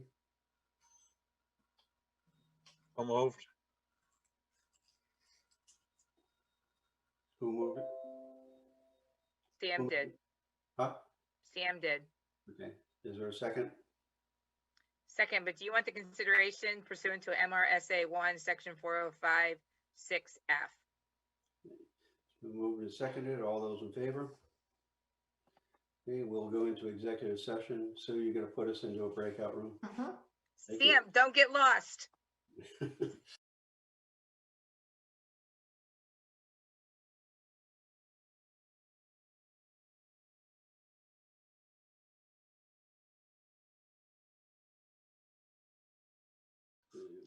You're still on. Oh, there you go. We lost Marshall and Yeah, I think I'll try closing the rooms. now He we're took the waiting, long flight. we're just waiting for Sam to come back. Yeah. I just closed the room, so he has 60 seconds to come back or it gets rejected today. He must have stopped for a snack in flight. Yeah, There he is. there he is. Okay, I'll take a motion to come out of executive session. So moved. Second. All those in favor? Okay. Take a motion to, Go ahead, Marshall. Make a motion to go forward with the suggested suggested, what is it? Scholarships. Scholarships, I'm sorry. Scholarships as recommended. Second. all those in favor? Sorry, that's one of my problems. Motion is, seeing all hands raised, motion is carried. Take a motion to adjourn. So moved. Second. All those in favor? Meeting is adjourned. Thank you Bye, all. guys.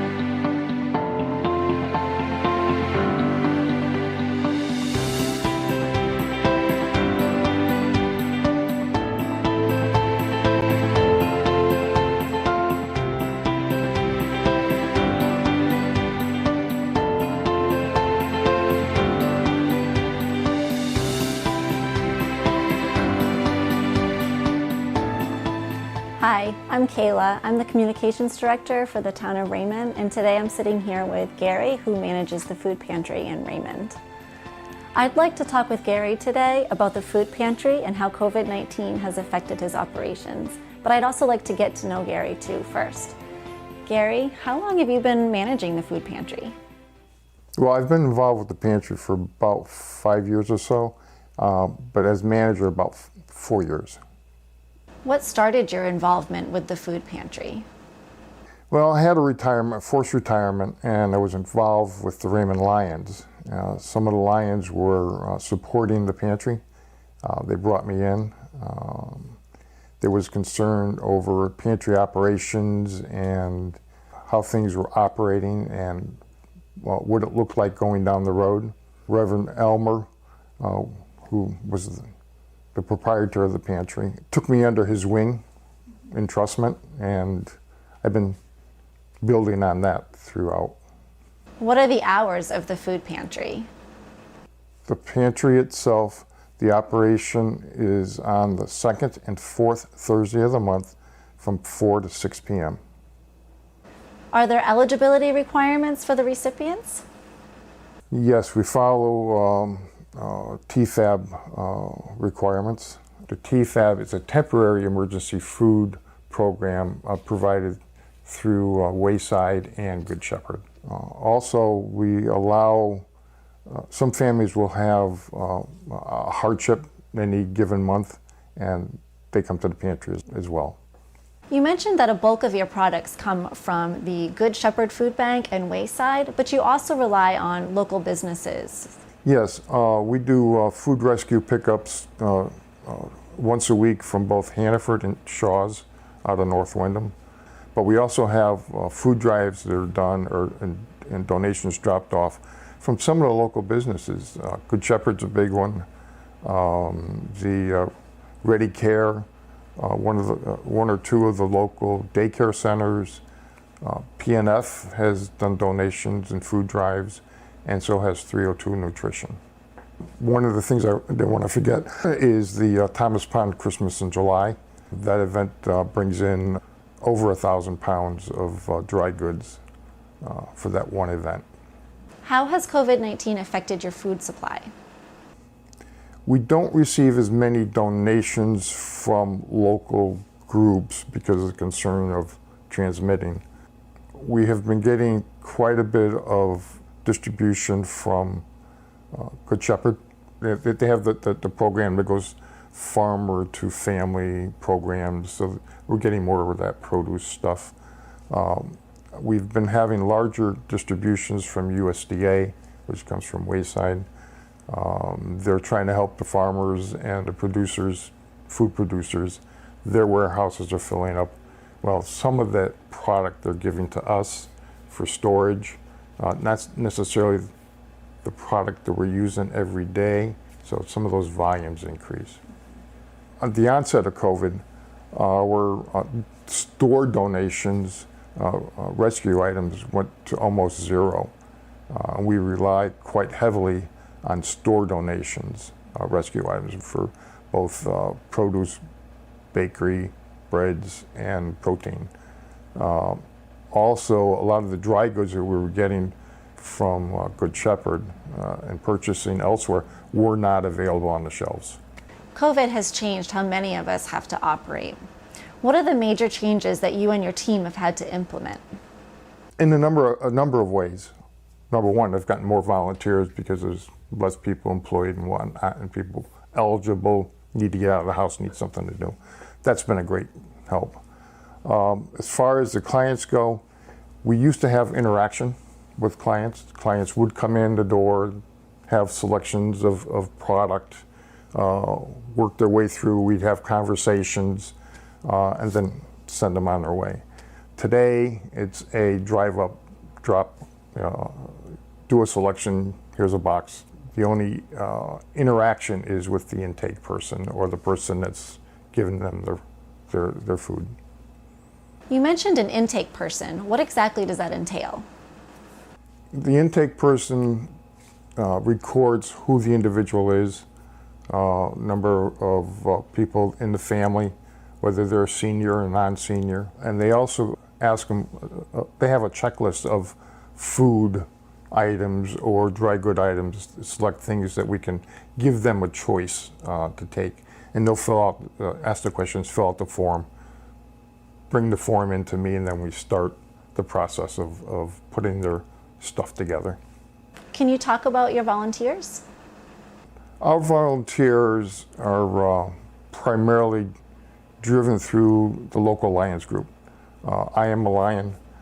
This is, the food pantry is supported as a project by the Lions, so we're heavily supported there, and it's a pool of volunteers for me to grab onto. During the COVID, we had as many as 17, 18 volunteers. We're back down to around 10 or 12, and that's diminishing as people go to work. The hours of operation or hours of need for volunteers is challenging for the workforce. Most of our operations are done early, I say early morning, it's 8 o'clock in the morning, 8 to 10, and then from 9 to 12, and then 3 to 7 on pantry days. So it makes it difficult. It sounds to me like you really rely heavily on the elder community for your volunteer base. Yeah, 90 to 95% of our volunteers are age, let's say 65 or older. What is expected of your volunteers to help promote healthy and safety for everybody involved? We generally follow the general COVID guidelines. Anytime we're working within the pantry, all the doors, appliances, and tables are wiped down first, generally by myself or somebody else that comes in or prior to everybody else. A volunteer walks in the door, they have to wash their hands. Masks are required.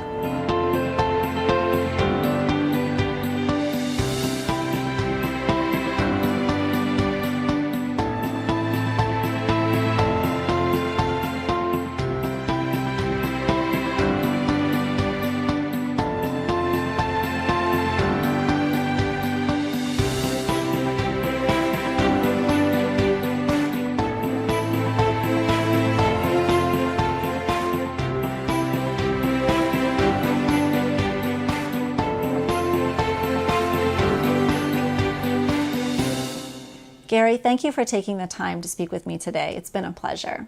You're welcome, Kayla. It was my pleasure.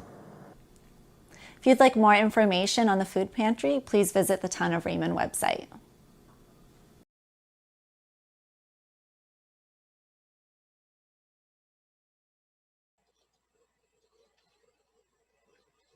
Welcome to the Wednesday, May 12th, 2021 Planning Board meeting for the Town of Raymond. The Planning Board will come to order. The board does have a quorum. I will now take roll call, starting with Ed. Kranich here. Greg Foster. Kevin Woodbury. And Croft. This is a public proceeding, and unless the board specifically votes to go into executive session, you have the right to hear everything that is being said and to look at all the exhibits that are presented. Please notify the chair if you're unable to see or hear. The board works from a published agenda and we'll be considering tonight's items in the following order. We have first order of business is the introduction of our new planning board administrative assistant. Then a public hearing for the Patricia Avenue subdivision, which is also a preliminary review, I believe. And after that, we've got planner communications and adjournment. So I guess the first up is welcome, Sandy. Thank you. This is not something totally new to me. Just I have to learn your ordinances. I was with Casco for 15 years. And before that, when I lived in New Jersey, I worked for lawyers for 20 years. So Alex can vouch for you then? Yeah. I think Jim might as well, but I'm not sure. Well, welcome. He is. Yes. All right. As long as you don't call me Doug, Sandy, we'll be fine. Yeah, no, don't push me to that and we'll be fine. I don't want to relive that. Thank you. So it looks like nobody is here for the public hearing, so I'll just open the public hearing for officially and then close the public hearing. So our public hearing is done and we'll go right into the preliminary review for the Patricia Avenue subdivision. Jim, if you could take us through some of this, not all of us got your memo, Jim, so if you could be a little bit more detailed. Okay. Thank you, board members. Tonight we have an application for, actually it's an amended subdivision plan for RN Willie and Sons off of Patricia Ave. It includes about 29 acres. This came to the board back a few years ago and they carved, I believe, 3 or 4 lots off Patricia Ave and left the remainder of what was once a pit on the Raymond side. This is located right on the Raymond-Wyndham town line. RN Willie still has an active pit on the Wyndham side of this, but on the Raymond side, they had discussed way back then about coming in with kind of a hybrid open space conventional subdivision. Now they've come back. Last month they came in with kind of the same concept, maybe looking at some duplexes. They're coming back now. We have a little bit different configuration of the plan, but the same number of lots. I believe we're looking at 9 lots on this property right now. This would be accessed off of Patricia Ave, coming in off of the last property they have on the northeast side of their property. The board at the last meeting had asked that we look at continuation of the right-of-way, which they have shown going through. This would actually wind up back on Pipeline Road opposite of Viola Ave. As I said, this was once a gravel pit, so there are some slope issues and maybe even some groundwater issues where it's been excavated in the past. The property behind on the western side is a resource kind of protected area, significant wetland. When they came through in, I think it was 2017, maybe 18, Dustin, you have to remind me on that one. They did avoid some of the wetlands there and put in some open space areas. They're going to continue with that in this development, but there is still a large area reserved in there for open space, which is all wet, standing water. So that's part of the concerns we have with these lots going through the preliminary checklist was the fact that these are 20,000 square foot lots. Board had asked way back when if we could possibly bring in public water due to the economic impacts. They decided that they don't want to do that. So these will be on private wells and septic systems. One of the concerns we have is given the size of the lots of 20,000 square feet, and with some of these having stormwater provisions, this is putting a lot in a sardine can shape kind of configuration here. So We will be requesting, or we suggested the board request the hydrogeologic studies because of the nitrates and impacts on wells and the close proximity of the two. They seem to meet the 100-foot separation, but this is a gravel pit. Those plumes may be a little bit more extended than normal due to the porosity of the sands out there. That said, they have shown us a road, dead-end road with a hammerhead. We will have to discuss about these. Will need sprinklers since they are not on a hydrant system. So all the buildings in the single family will need sprinkler systems. There are some more comments that I can go through in a little bit later, but I think for now, what we should do is let Dustin finish off any presentation he wants to make, and then we can come back and get into the actual punch list. Sounds good. Go ahead, Dustin. All right, thank you. If you'd like, if I can get screen sharing permissions, I can kind of put something up here if you'd like, just to kind of walk through as I'm talking. Sure. Let's see. Mary's working on it right now.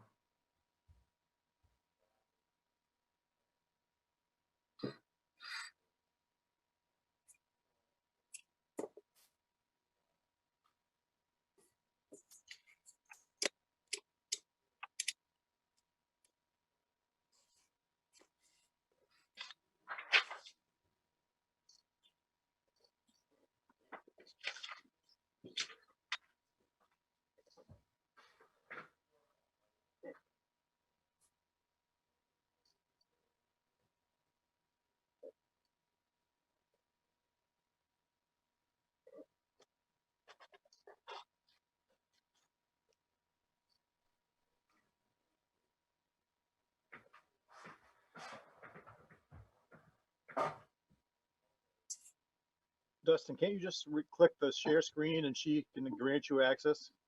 I think so. I keep clicking it every few seconds just to see if it comes through. She should see a pop-up somewhere on the side.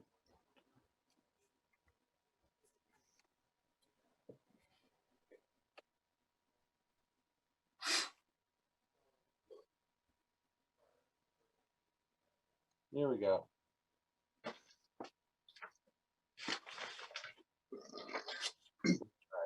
Just figure, just in case somebody's watching from home, they'd be able to see what's going on here.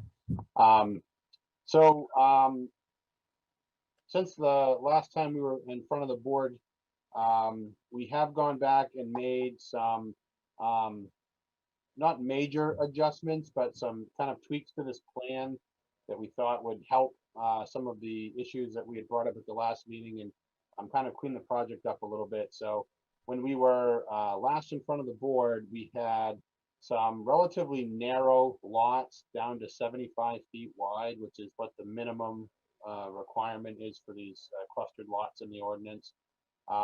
What we did is we went back and actually made the road a bit longer and spread these lots out a little bit and made them about 110 feet wide, which makes a big difference compared to the 75 feet when we're trying to get the wells and septics on these properties.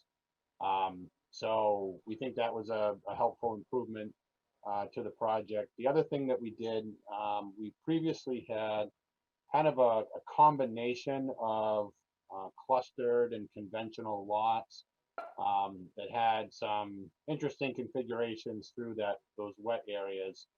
And the reason for doing that was to try and potentially accommodate some land area for duplexes on some of those lots. We've since gone back and just simplified the project so that each of these lots is now a clustered lot with that wet area in the back, pretty much completely contained in the open space now.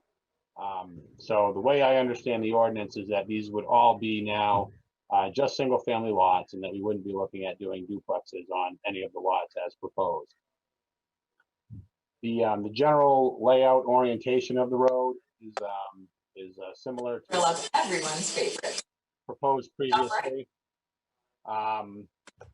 The other thing that we did is we kind of stretched out the stormwater management ponds on the rear side of these lots. I think we had some discussion at the last meeting about just the general layout and configuration of these two stormwater filter basins that we had on the rear of the properties. They kind of went up and took up more of the land area close to the homes, which really restricted the buildable land spot in each of those lots, and also just created some concern about just access and things like that. So what we've done is made them more linear and kind of stretch them out over the backs of the lots to just create some more buildable area on each of those lots. We've also, we've engineered those ponds as well as the one that'll be built adjacent to Patricia Avenue, which takes the runoff from the first, probably 300 feet or so of the road coming in. We do have some grading that needs to be done on the uphill lots, as Jim had indicated in his memo. We're certainly willing to provide full grading plans for each of those lots to show how those building windows would intended to be completed, and it would just show the material that would be coming out of those lots there. The ones on the downhill side are a little more conventional type layouts, a little easier to develop, and we're keeping closer to the natural grades. We certainly understand the concern about nitrates. Certainly willing to, we'll have a nitrate hydrogeologic analysis completed for each of the septic systems, just to show that we're protecting the groundwater quality.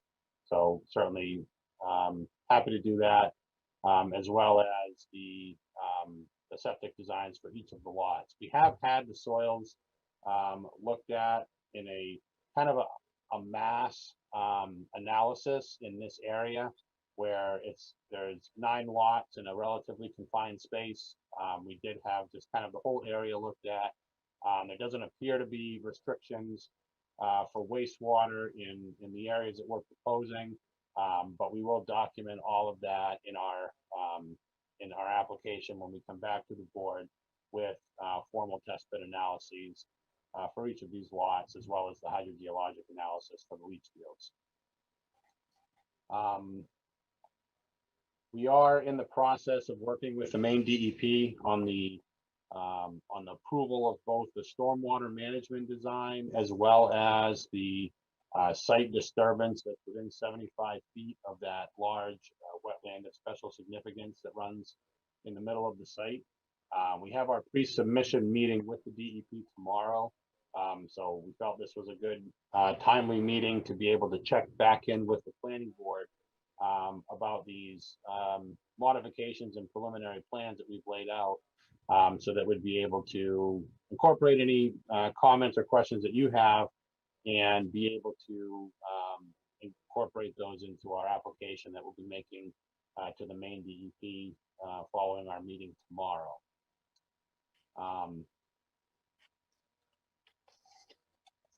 There was some questions just about retainage of drainage easements, just because this site does receive some runoff from some uphill areas. And we think that was a good observation, and certainly willing to incorporate those into the design. We've done an overall watershed analysis. We'll try to identify the points where water is going to be coming down through the site from some offsite areas, and to the extent we can reserve some drainage easements so that it doesn't become an issue once these lots start to get sold. We'll certainly incorporate those into the plans as well, just for some good future planning. For fire protection, we're agreeable to installing sprinkler systems in all these new proposed homes. We will sign and designate the hammerhead turnaround area as a fire lane so that it's not used for parking. We've received the information regarding just the request for turning templates and things to make sure that the hammerhead can accommodate the fire apparatus. So we'll certainly provide that information as well with our plan submission that we make next. So we have, as Jim has indicated, we've continued to show this future road connection as to how it would extend down through and connect into Pipeline Road potentially in the future. this existing portion here is currently utilized as essentially a shared driveway for the 2 residential lots on either side. It's also it's a gated access that comes into the pit area that accesses that Wyndham pit that's owned by the applicant in a separate deed. So that curb cut area is already fairly established. Not proposing any other activities that would prohibit any type of a future road connection. And we've just kind of shown that area on the plan so that it's clear going forward that, you know, to keep in mind that this is the corridor that we've been anticipating that a future road connection could go through and connect back into pipeline in the future as part of maybe another phase of development. We will need to incorporate and prepare road maintenance agreements for the roadway and as well as maintenance of the stormwater facilities and management of the open space area where this is, we've designed the road so that it could be a public road in the future. It's designed to the minor road standards with 20 feet of pavement and 5 feet shoulders on either side. So we wanted to design and construct the road so that it could be eligible for future acceptance, with the understanding that it would likely only be accepted if it were extended in the future to make the connection through the pipeline. But we didn't want to build a lesser road and then have issues going forward if the road were to be extended. We wanted to build it out to that public standard, even though we understand that it would be maintained as a private road as currently designed. So we'll provide that documentation for the management of the common facilities and maintenance of the road and stormwater facilities as part of our final plan application to the board. I think, you know, again, the purpose of our application here today was certainly to get any additional feedback, if there was any from the public, and also to kind of touch base back in with the board, understanding that we do have some more information to provide you, but this was a good point to, as we submit our plans to the DEP, we just felt it was good to come back and go over the plan here one more time, hear any concerns and kind of reactions to the adjustments that we've made, and just to hear if there's any additional considerations other than what Jim has put in his memo and that we talked about here so far that we should consider, so that when we come back, the board has all the information it needs to proceed with a decision. So with that, I'd turn it back over to the chair, and I'm happy to answer questions. Thanks, Dustin. I think we'll start with Mike. Was not he's traveling and not able to be with us tonight, but he did send in a couple of questions for you, Dustin. The first one being is lots 4 and 5 seem to be less than half an acre. So they need to be enlarged from 0.47 to 5. Yeah, Mr. Chair, the standard is 80,000, which would be is 40,000. So I don't know what the breakdown is in square feet, but I'm assuming that they probably have it right around 40,000. Is that correct, Dustin? It's actually 20,000. 20,000. Sorry. 20,000, half right. Yeah, so it's actually just under a half acre. So 20,000 square feet is the minimum lot size, which is just under a half of an acre. So 0.47 is it? 0.46 Okay. is 0.46 is 20,000 square feet. Okay. And then another question is, according, Mike's got a question on the amount of open space. He believes the open space square footage must equal or exceed 3.74 acres.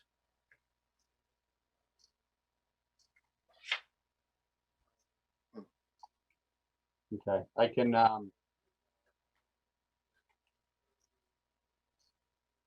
believe what we've done is we've basically looked at the land area that's occupying the lots and the road, and then the leftover land is made up in open space, but I can certainly double check those numbers. Okay. Yeah, because you've got 15.7 reserved for future development, but I don't know if any of that, I mean, a chunk of that is probably going to be open space because, as you can see, it's a lot of it's wetlands. So I don't know if you want to incorporate any of that, Dustin, into that open space. Yep. Yeah, we certainly have plenty of additional land that we could add into the open space areas. So as Jim's indicated, a lot of this area in through here. So, but I'll go through and double check those numbers. Okay, thank you, Dustin. And Dustin, while we're on that open space area, you know, considering that open space area is so close to those backyards, and also it's all wetlands, I'm wondering, like, if like the Cumberland Conservation Commission or one of those guys has signs that we could post there, posting it as wetlands, so it doesn't get incorporated, go into the backyard. Yeah, and I think we're probably going to want to take it even one step further and actually delineate the buffer areas that are going to be required around the wetland. So rather than post it right at the edge of the wetland, when we go through our DEP permitting, once they've approved a development area adjacent to those wetlands, it'll be between 25 and 75 feet after we go through their permitting process. So I think Jim had brought it up in his memo, and we think it'd be a good idea to go out and actually put in capped rebars that kind of identify the limit of disturbance areas around that wetland. And we can certainly put up some signs as well, because the limits of disturbance are even going to be further beyond the wetlands than just right at the lot lines. Yeah, Rob, if you look at that, you've obviously got a pretty good ridge of land between those two sectors of wetlands, but because of the setbacks from the significant wetlands, it almost makes those undevelopable. So I would almost engage that majority, you see he's got that small area there that says area for development, but everything in that dashed line to the future right-of-way line is developable, but everything to the top of the page is pretty much undevelopable to the far end of the property line because of the setbacks and restrictions of wetlands. So I think even though they may not have included as open space, the land's unusable, so there is a huge chunk of land there that could be dedicated to open space or conservation easement or whatever they decide to do. And then, not really for Dustin, but Jim or Alex, do we need to inform Wyndham that, in fact, that since it's on the town line? I know we had to do that for a project on 302.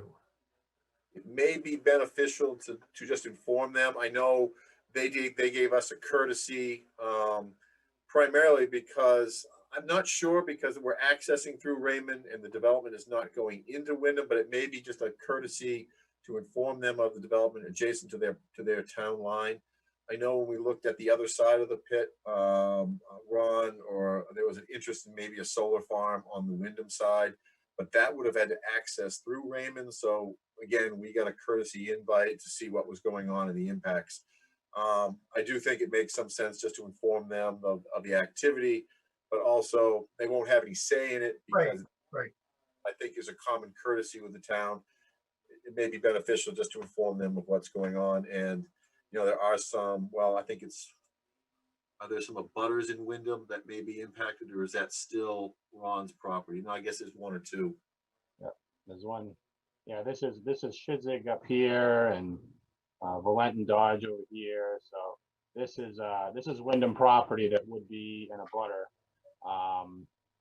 So they'd get notified through the. So we could, when we do the public notices, maybe we could just send one out to the town of Wyndham as well, just to let them, even though they're not a landowner that's an abutter, we can just notify them as well, just so that they're perfect.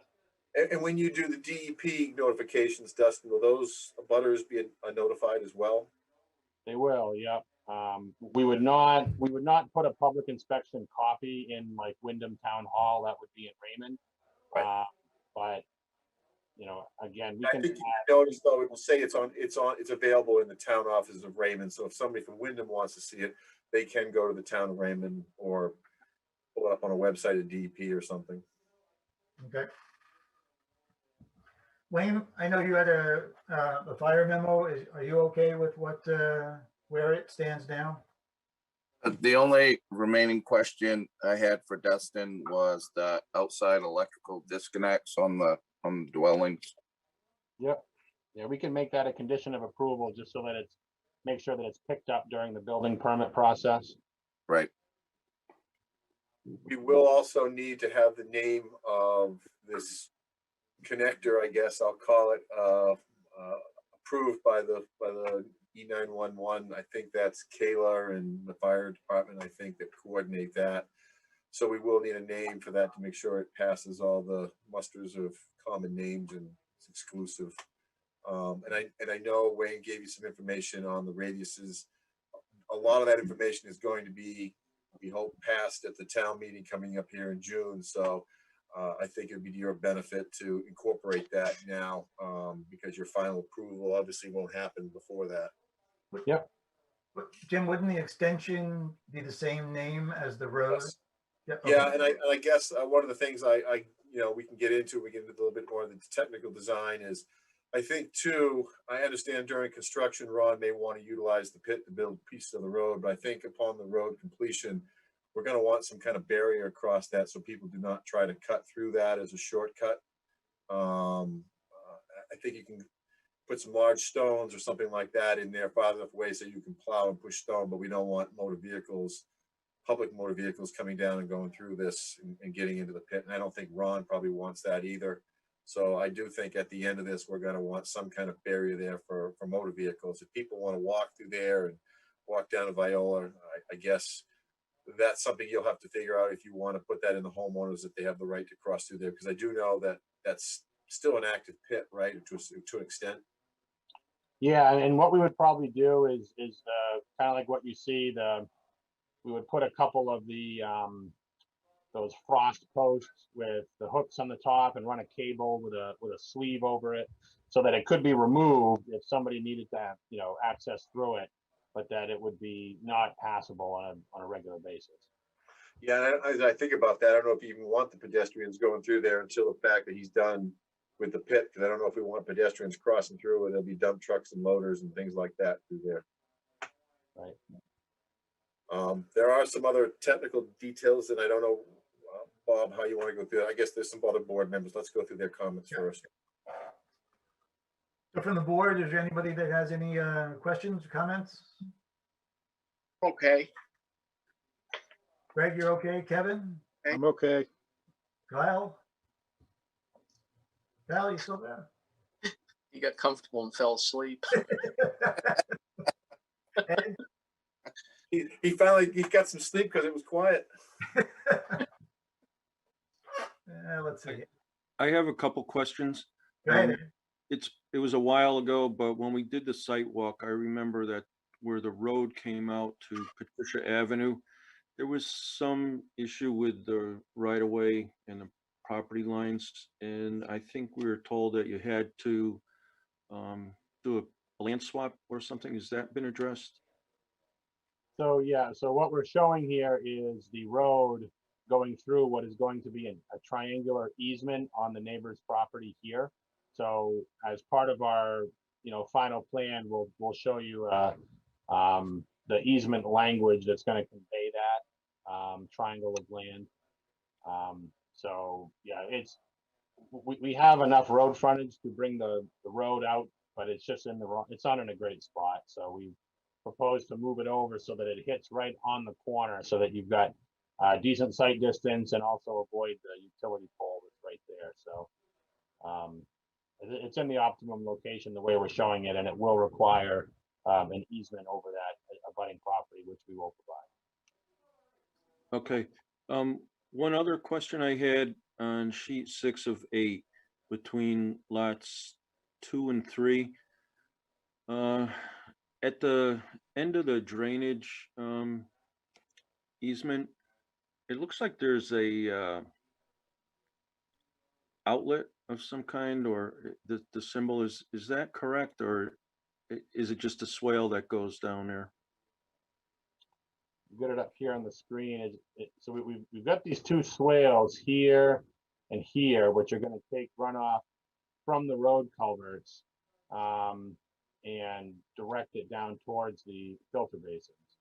So these are swales that run basically right on the property lines in between some of the home lots. Okay, yeah, that's what I thought. It just looked like there was a symbol for outlet or a head wall or something at between the two wastewater disposal fields. Justin, while we're on that stormwater component there, I noticed you got, you know, 3 septic systems that are in close proximity.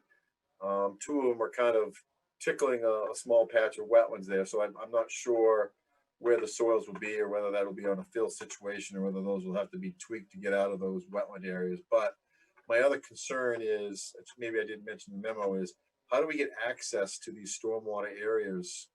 They're behind these buildings. I don't see any location where we could get equipment or the home association could get down in there to maintain those. Yep. So I think the access is going to have to be down off the end of the road here. So we can include some additional easements along this part of the land here, so that we can come right down off the end of this road and then basically travel. Vehicles can, for maintenance and stuff, can come along these berm areas if they needed to get in and clean out the ponds. But yeah, the access would come off the end of the road.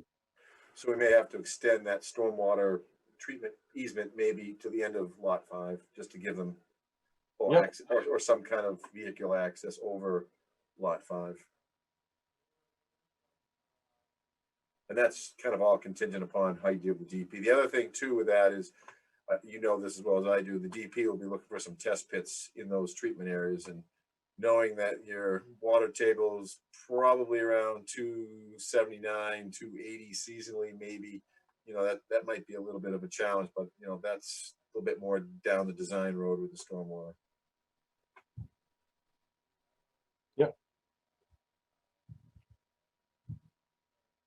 Dustin, was the change in plans from a duplex to single family, was that the developer that wanted to change those, or was it driven by our ordinances? We wanted to keep the flexibility, but based on just kind of the strange configuration of the lots that would have resulted from trying to keep 40,000 square feet of contiguous land, it just seemed like it just was creating not the best project. So it really was just the ordinances and not being able to have a duplex on a 20,000 square foot lot. So that's why we've got them all, rather than the mix of conventional and clustered lots, we just went with all clustered lots, just to keep it simple. Mr. Chair, too, I think the other thing with these lots too, I know they're 20,000, but you know, there's a fair amount of topography running through all these. And as I mentioned before, we got septic, we got stormwater, we've got wells and the house itself, and then some driveways. I do think that it would be beneficial for the board to see a lot grading plan so we can see how this all comes together, because right now we've got theoretical septic systems, but those are going to have to be graded out and they'll have an impact, and the home will have an impact. And by the time we get done, these lots are going to be pretty much consumed by various amounts of grading. So I think it'd be beneficial for the board to see what that grading plan will look like, because it's going to be tight in some spots, I think. Yeah, and I think one of your comments was to have basically a condition of approval that would require like site-specific grading plans at the time of construction. So I think if we just do it ahead of time as part of the plan set, and every site is graded out with a driveway and a building and a septic system, and it's just done all ahead of time, it'll just make it easier than having to come in kind of lot by lot and have to do it in the end. We might as well just do it right all up front. Well, and I think it'd be easier for your home buyers too to see how that would lay out, because as we know, if we leave it up to the homeowners, there'll be a house from setback to setback, and then it'll be even tougher to fit all these things in there to the way that, you know, the wells and the septic system have to play out, because those are probably going to be items that aren't going to be able to be too much flexibility given the lot configuration and size. Yeah, they're pretty well dictated by the plan, so there's not going to be a lot of allowable deviation from where we show wells and septic. With the access easement, do you have any documentation yet on that as far as right title or interest to that wedge of land that you're going to need for the access off Patricia? We don't. It's all just been conversational up to this point, but it's at the point now where it needs to be documented and submitted. So we're gonna get the formal language all drafted up and make sure the board has that. I think that's an important piece the board would need to have just to show that, you know, we have the rights to do the project and tie into that area. So we'll make sure to get that done.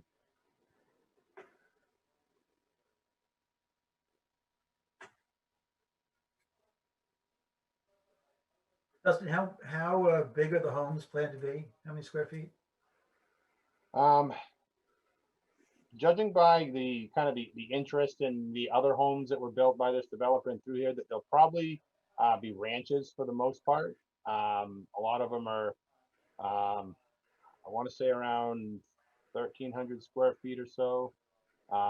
Some have garages, some don't. All depends on the price point and what people want to spend.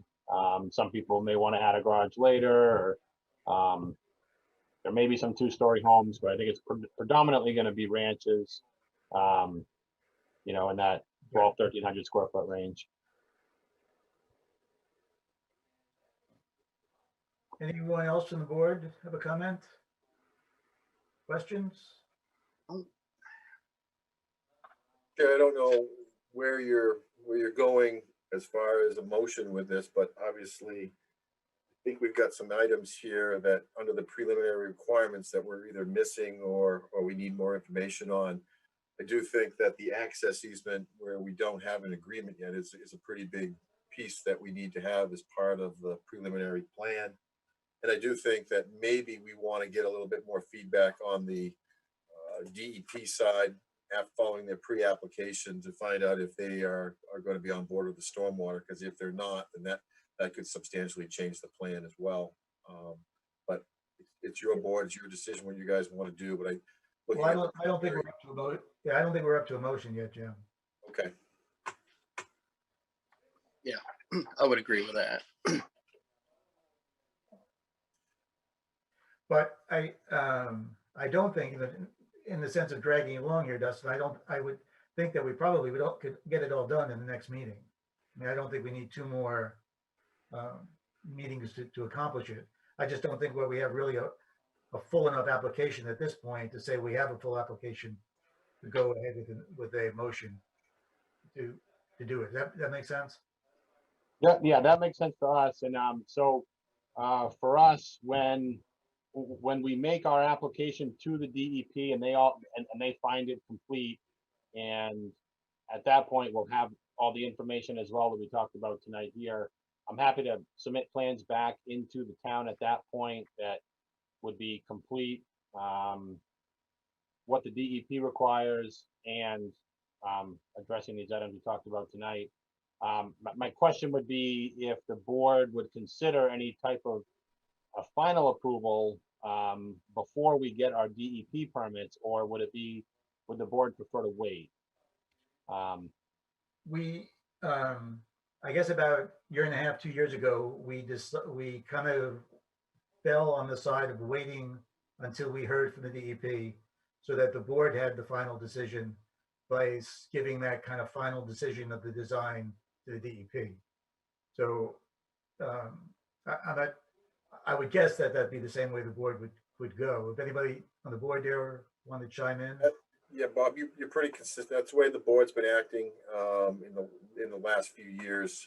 We do want to see the DEP approvals, maybe not the final, but at least the verification that they are in the approval writing of the approval. Just in the event, like we said, in case there is a change, substantial change, you know, we don't have to go back and amend it. I think, Dustin, what you can do is obviously we can get you through preliminary. And then hopefully we'll take you down the road far enough so that the final approval is more like a consent item where we're just kind of doing the final checkoffs. But I would like to think that in the preliminary approval state that we can get you to a document that's 95% ready. Yep. That makes sense. I'm perfectly fine coming back for 2 more meetings. and we'll give you all the information that we talked about here tonight, and talk about preliminary approval at that stage. And then, like you said, final approval is mostly just, you know, we got our DEP permits, and here's the final maintenance agreement, and it's more of just a quick meeting for the final. Correct. I'm fine with that. Okay. And Dustin, on that piece there where you have with the abutter, obviously we're gonna need, you know, some form of, like you said, executed either easement or land swap or purchase or whatever you're doing. But I think at that corner too, it's very valuable for the board to see what the site distance is, because I think this road is shifted from where we looked at it last time. I think it actually helps you with the site distance on that corner. It's a safer location, but I think it is valuable to know what the site distance is and what the posted speed limit is up to there, because that is a little bit of a hairy turn right there. It is, yeah. It's a complete S curve. Anything else from the board? Yeah, I have a question. Was tonight an actual public hearing? Did we meet all the requirements? Because I think it was on Jim's memo that it said this was not going to be a public hearing tonight. Town notified it as a public hearing. The way we kind of do meetings in Raymond anyway, most of these are open for public participation. I would suggest that we probably, for the next one, because there's going to be some more information coming forward, that we just do another quick open public invite, and then we can shut it down from there. Typically, when we do subdivisions, you know, we typically want to do these at preliminary, but where this one's being tabled, we probably would extend the public hearing again, just as a protocol. We sort of, in fact, do that in Raymond anyway with all our meetings. So I guess my question would be, so did tonight constitute like we met the project's obligations for a public hearing tonight, but we're gonna just continue to keep it open throughout the duration? Yeah, where they didn't really deem it complete because they didn't vote on it for a preliminary, it's kind of open still. So even though there was no public participation this evening, I think the correct protocol would be to open up again for public comment at the next meeting. I don't know if we actually have to have a public notification because we have done that, but I would suggest that we open it up to have any public comment.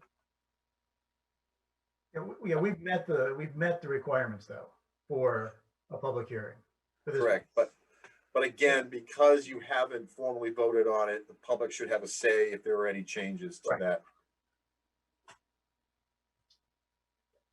And so the other thing though, just to switch topics here, Dustin, we still need a site walk, right, for the other project that you are presenting? The other one, yes, it's not on the agenda tonight, but we do need to schedule a site walk for that other project off of Route 85. Yeah. Do you plan on bringing that to the board at the next meeting? Yeah, we've been working on that one pretty diligently. So we can talk. I'll talk to Jim. I mean, at this point, I don't know. I mean, we didn't submit anything today, which would be the deadline for the next meeting. We have made some changes, so I'm happy to bring it back as a sketch plan, but I'll talk to Jim about it, and if he decides that it'd be worthwhile to come back as a sketch, then we will. Otherwise, we're in the same process there where we're trying to, you know, get going with DEP and work with the water district, and so. Okay, so we can still do the site walk. Right. Yeah, I was going to say, Dustin, it may be beneficial that, you know, if you're doing a preliminary, you're going to be lost a month anyway. It may be just beneficial just to put yourself back on as a sketch plan, and then we can schedule the site walk this evening as part of other business, and maybe we can knock it out before our next meeting. I don't know, when are you planning on coming back with this particular project? With this particular project, I would say at this point, based on what we talked about tonight, I'm probably going to come back once we've submitted to DEP and they've kind of given us like our first round of comments so that we know we're like 90% the way there. That's when I would submit back to the board, I think. So, you know, I know DEP is unpredictable, so you may be a few months there. So yeah, I mean, for preliminary plan, maybe we try to come back in July. If we make the June submission deadline to come back and present in July for preliminary, And then hopefully by then we'll be at least a third the way through the DEP review process. Okay, So I'm just trying to trying to figure out, Bob, if we even gonna have a meeting in June at this point. So maybe rather than a meeting in June, we could do the site walk for that other one if he's gonna submit, you know, in between.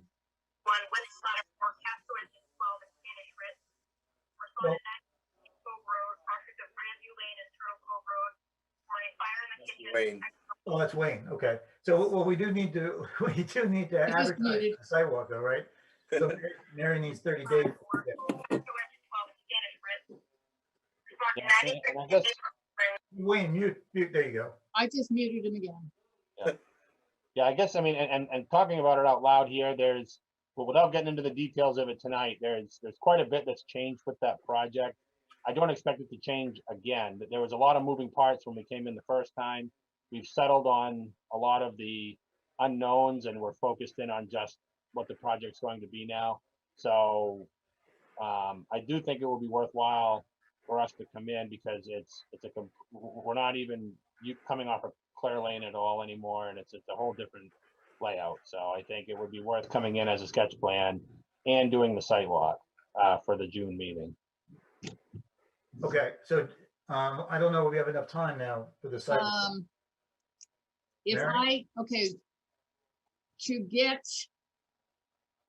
I would have to submit an ad by this Friday, and I'm not going to be in Friday because of this meeting, to have it run on the 21st is what we'd have to do. So I'd want to have a site walk, maybe the 29th would be earliest. Well, I think we were talking about doing the site walk before the next. Are we talking about doing it before the next meeting? Just before the meeting? Well, or are we I'm talking trying to figure out what it is you're talking about doing, guys. You want to do it before the meeting, or do you want to do it on a Saturday? Well, don't we need 30 days, Mary? Well, how long? I need to be able to get it in the paper, which there's a 1 week lag from submission to publication. Plus, I need to do a butter notices. So that we're talking at least 2 weeks to get this rolling ahead, 2 weeks ahead of whenever we want to have the site walk. So I need a 2 week lead time minimum. That's why I was thinking, Bob, we could do it before the next planning board meeting. On the 9th. On the 9th of June. So we're having a planning board meeting on the 9th of June? Well, if he submits a sketch plan, we can do the sketch plan and then we can do the site walk before. So you really don't have a submission deadline for a sketch plan. And I have it all done. I can bring it to you tomorrow. I mean. So Jim, you're proposing that we go do the site walk before the meeting? Yes, it's just a sketch plan. I mean, you'll have the plan in hand because it will be delivered to you, so we can do the site walk before the sketch plan. You've seen one rendition of the land. No, I'm not concerned about that. I'm just concerned about the timing. Oh, no, I just thought that, we could do it at 6 and be back to the meeting at 7, or if people can make that work. If they can't, then we'll have to do it another time. I was just, where it's daylight now, we can do these sometimes before the meeting. My concern is also because members of the public might want to attend. For instance, Kathy Goslin has expressed interest in attending a site walk. And there may be other people who would want to as well, and they might not be able to make it at that time on a weekday. That's where my concern comes in.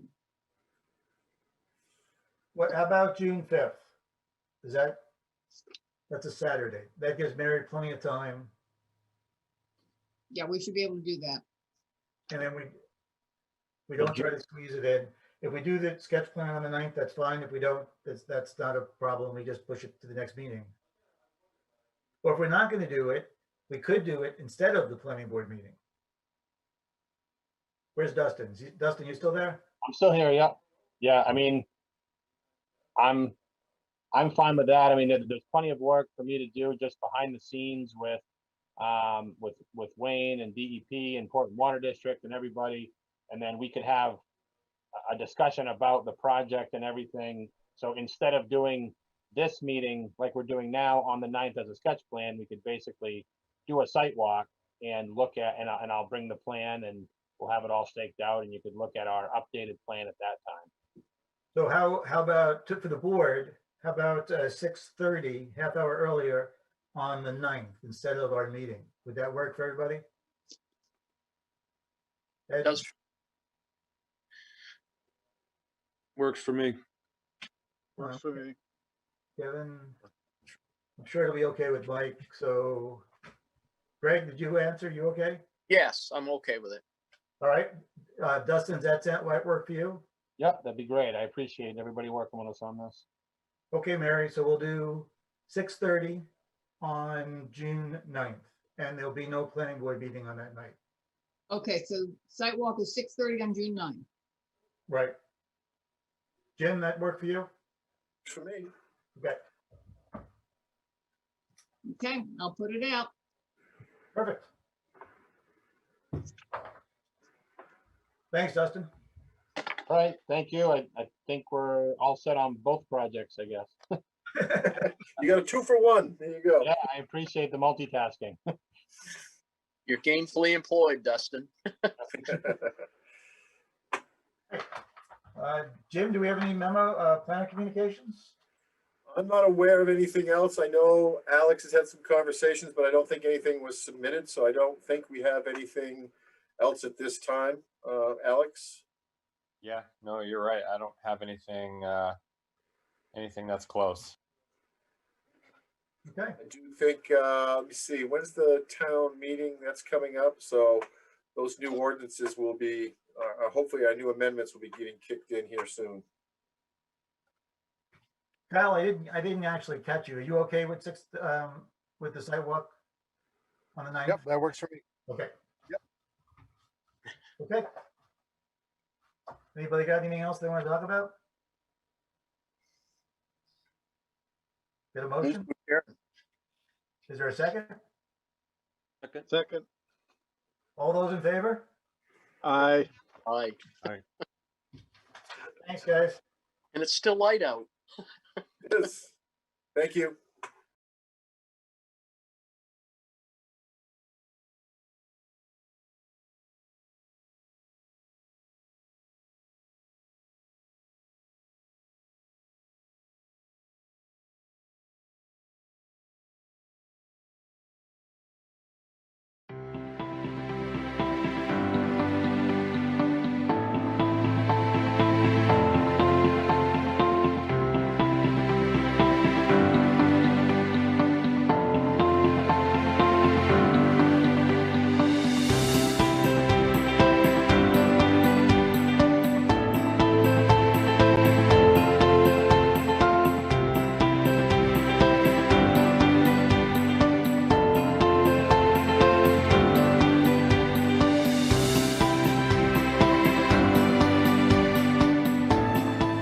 Hi, I'm Kayla. I'm the Communications Director for the town of Raymond, and today I'm sitting here with Gary, who manages the food pantry in Raymond.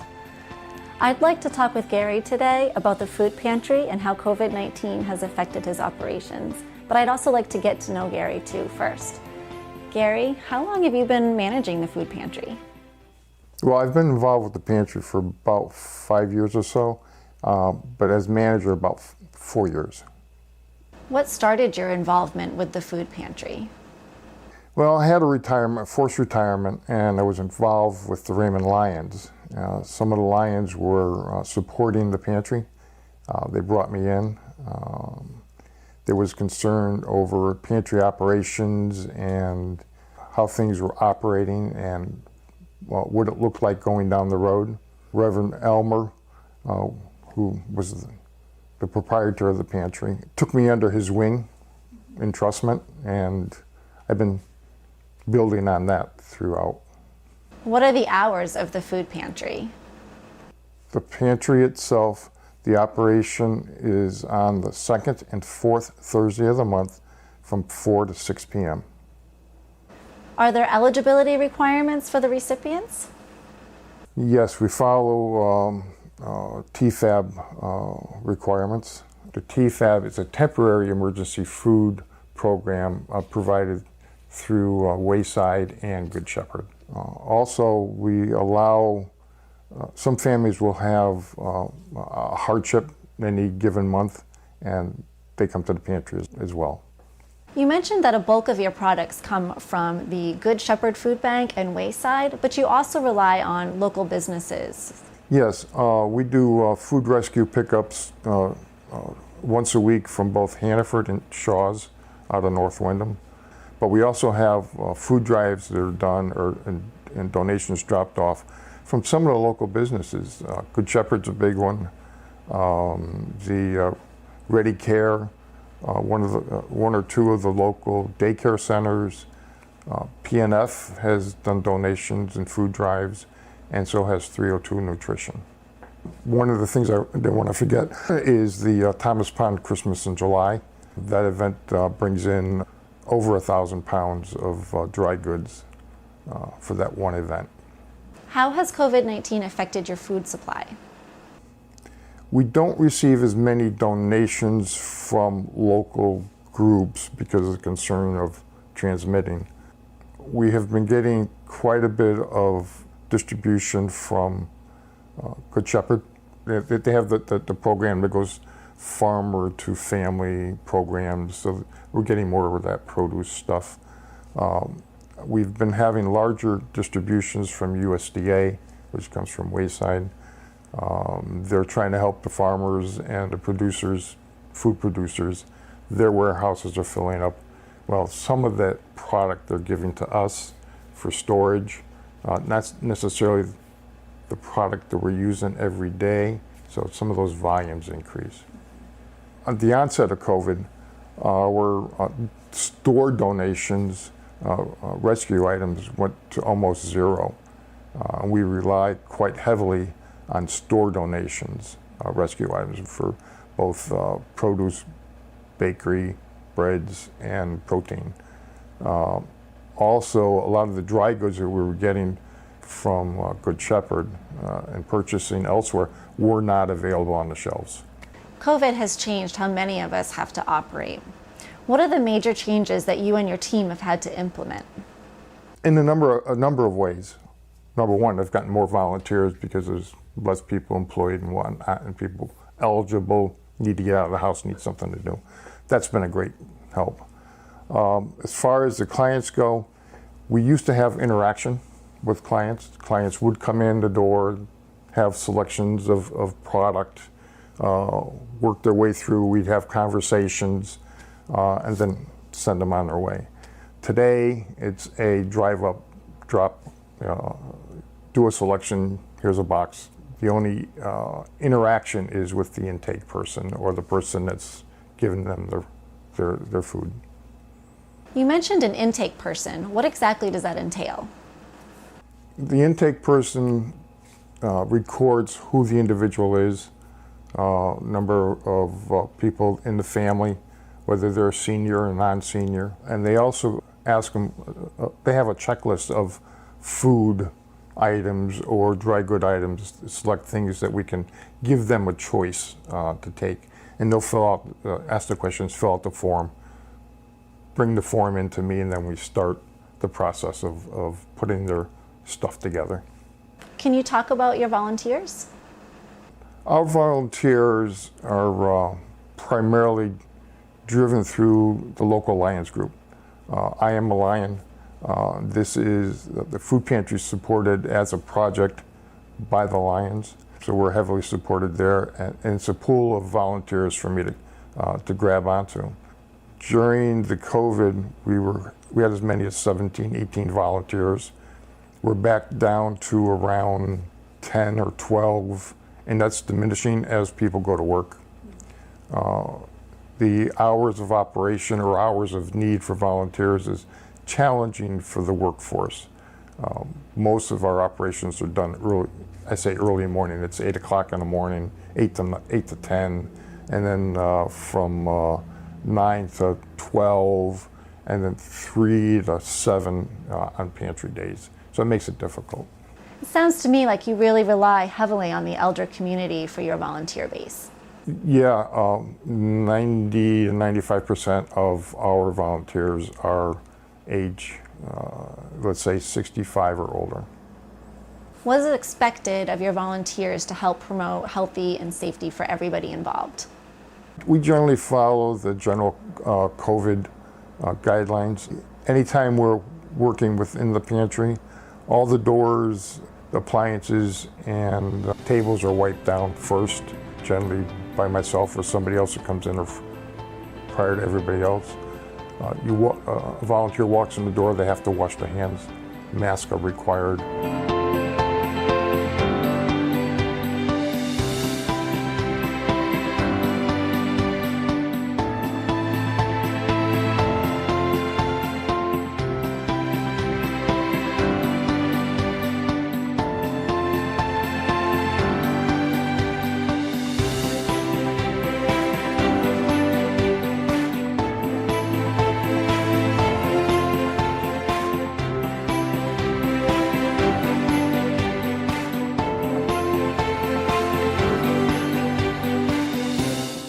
Gary, thank you for taking the time to speak with me today. It's been a pleasure.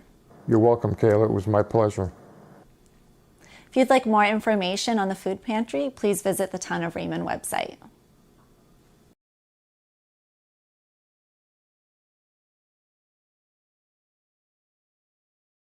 Appeals meeting of the Town of Raymond. The Zoning Board of Appeals will come to order. The board does have a quorum. I'm now going to do a roll call and ask the members to state their name. Let's start with Pat. Oh, you're muted, Pat. You're muted. Yeah. Unmute. Patricia There you go. Beaton. David Oh. Murch. Thank you, David. Tom Hennessy. Okay. Thank you, Tom. I thought your name was Marcia, but I see it's you. Okay. I use her computer. That's what I do. I know. This is a public proceeding, and unless the board specifically votes to go into executive session, you have the right to hear everything that is being said and to look at all the exhibits that are presented. Please notify the chair if you are unable to see or hear. The board works from a published agenda and will be considering tonight's items in the following order. Introduction of a new administrative assistant recording secretary, Sandy Fredericks. Interview of applicant for member of the board, Greg Dean. Then we'll go on to new business, a public hearing for Robert Guy requesting a setback reduction, and applicant Jessica Bates looking for a conditional use and variance provisions for non-conforming use. Excuse me. In each instance, the burden is upon the applicant to demonstrate compliance with the provisions of the applicable ordinances or state law. After the board votes on the merits of each application, it will prepare a written notice of decision. Because the notice of decision may substantially affect any appeals rights, and also as a matter of courtesy, the board asks that those attending the meeting with regards to a specific application not leave until the board has completed its discussion. Generally speaking, appeals from adverse decisions must be filed with the Superior Court as otherwise provided by law within 45 days of this board's decision. Also, to be certain that you preserve your individual right to file any such appeal, you must be certain that the board's record evidences your appearance this evening in opposition and the basis for your opposition. All persons speaking, including representatives of the applicant and members of the public, are asked to, because we're on Zoom, just state their name and address and your affiliation with the application, whether you're for, opposed, or neutral. All persons speaking shall address all remarks or questions to the chairman.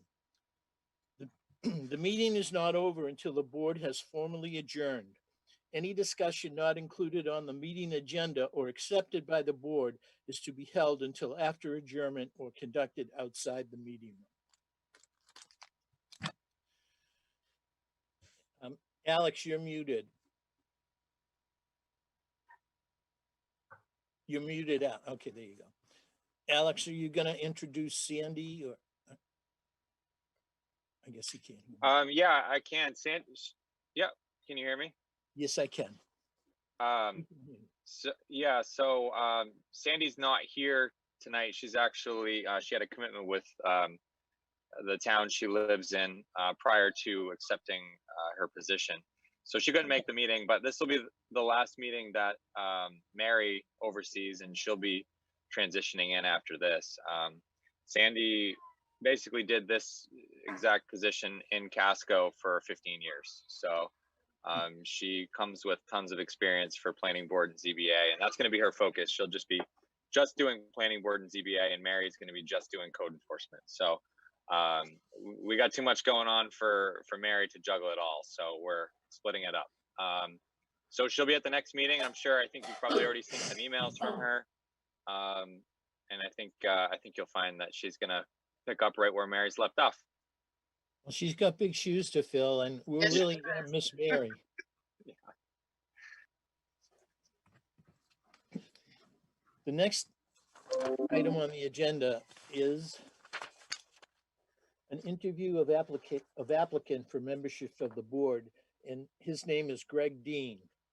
I had a chance to meet Greg on the last couple of sidewalks, and I think he'll be a good fit. But Greg, would you tell us a little bit about yourself? Yeah, absolutely. So I'm originally from Augusta, and my family moved after spending some time on the West Coast. My family moved to Raymond this last fall. We used to come back for the summers and go fishing and whatnot.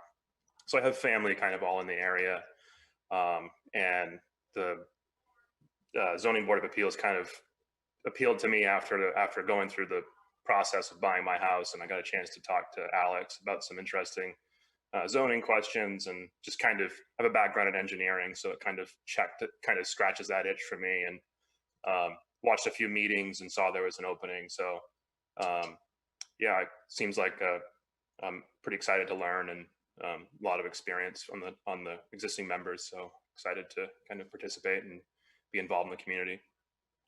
Well, thanks for thinking of the town. I just have a couple of basic standard questions that we more or less ask everyone.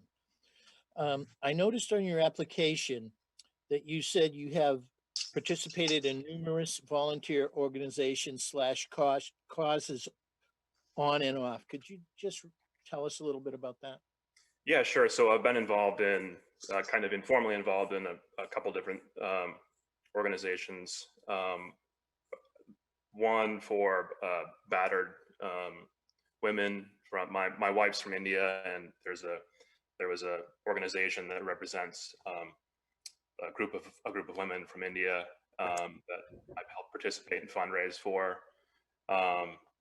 Some homeless shelters. I spent some time in San Francisco, so there was spent some time in homeless shelters and whatnot. So then, kind of as I was younger, I did a kind of more traditional volunteering. When you don't have a job, it's the way in. So and kind of outside of that, been on multiple private boards of private companies. Yeah. Thank you. Does your schedule allow you to attend the meetings and all of the site walks, which are normally 2 weeks before the actual meeting? Yeah. So fortunately, my schedule is pretty flexible now. The company that I work for has transitioned to a fully remote, highly flexible setup. So feel pretty confident that, with that flexibility, they wouldn't. Do you have any friends or personal or professional on the board? No. Okay. Sounds so cold to say that, but no. It's okay. You understand that the ZBA makes difficult decisions in which, in some cases, or maybe in all cases, one party will be unhappy.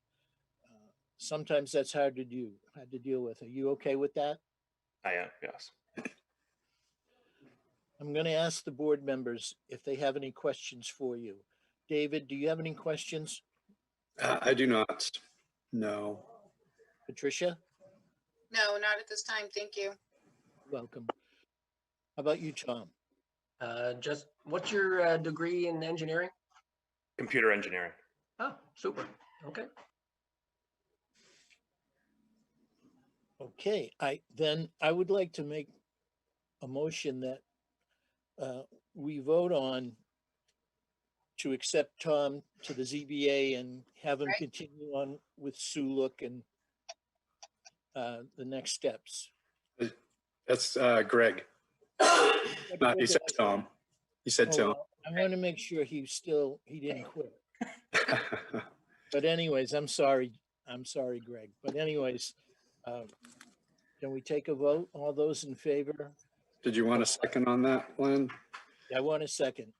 I will second that. Thank you. All those in favor, raise their hand. All right, Greg, I'm sure that Sandy and Suluk will be in contact with you for the next steps. Great. Thank you very much. Thank you for volunteering, Greg. You're welcome. Appreciated. We hope to see you on the board soon. Okay.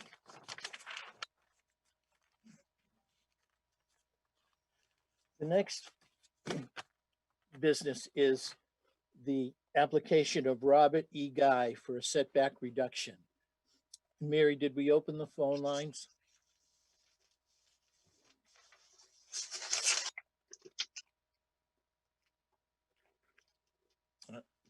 Did you hear me, Mary? Yeah, I'm, Okay. are the phone lines open?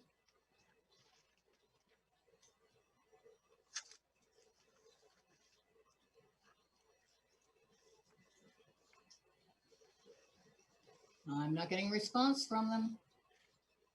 Sean? It is up. Okay, thank you. The number's up. Thank you, Sean. Okay, we get started here.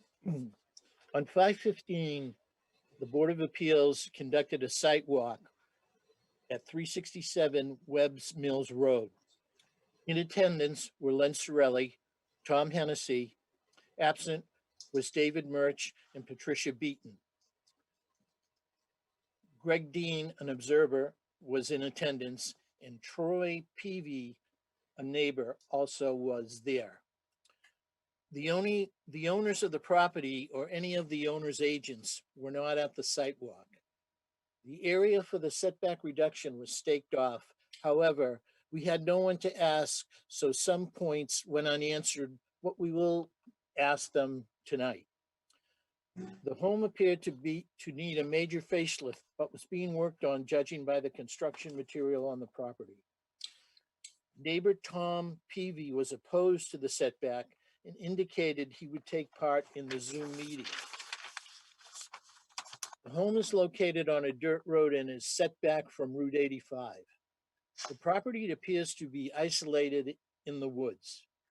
No neighboring homes appeared to be close to the property that I could see. We did locate a well, and there was another small shed on the property. It's the sidewalk. Robert and Rita, your application indicates that you want a setback reduction, and you're requesting a setback reduction to add 12 feet to the east end of your current structure. Should your application be approved, your structure would be 13.1 feet from the property line. From the nearest property line, the nearest property is about 600 feet to the nearest structure. There is an existing shed on the property. And before we get into questions and the criteria that you have to meet, Robert, would you like to tell us a little bit about the property and yourself and so on? You can speak. I don't think there is an awful lot to tell. The way, with the width of the building, I'm a builder, I have been for 40 years. It's unfortunate that I wasn't at the site walk. We were misinformed as to when it was going to take place. I would have been more than happy to take you to the inside, which is nearly complete. But with the width of the building, it's extraordinarily difficult to put a staircase to the second floor in the building and have it meet all the components of building code. That's the primary reason that we would like the building longer, to give us room for a legal staircase. I don't know how much more I can offer. Okay, that's good. Thank you. What we'll do now is each of the board members will have questions for you, and you can answer them and take as much time as you need. We'll go over each criteria that's needed to approve your application, and then we will vote on it. Okay? Yeah. So I have some questions. I'll go first. Do you plan to reside there? Yes, Okay. Do you own your current home? yes, So the proposed structure will be used for your family. You will live there. You just said that. Okay. yes. We observed a well on the property. Is this well still operational? If it is the well tile that you identified, Mm-hmm. then yes, it's operational. It's actually a drilled well, and they put a well tile, the previous owner put a well tile around it. If you slide the top over, it's a drilled well, and it absolutely is operational. I've been using it. Thank you. Could you tell the board a little bit about the upgrade that you're doing to the existing structure? Thus far, we have on the interior taken everything down to the frame and had it mold remediated, and then rebuilt from the inside. We re-insulated, rewired, replumbed, changed some of the partitions on the interior, and have installed the sheetrock. It's all hung and taped. All the bathroom fixtures are in place. The floors are tiled. We're ready to install the hardwood flooring. We did the inside first just because of weather. Just a lot easier to manage the inside than the outside. I did start some of the outside on the west end. Whoever did the site walk could at least get a sense of what the structure might look like when it's complete. We also planned an 8-foot deep porch on the north side and a deck on the south side.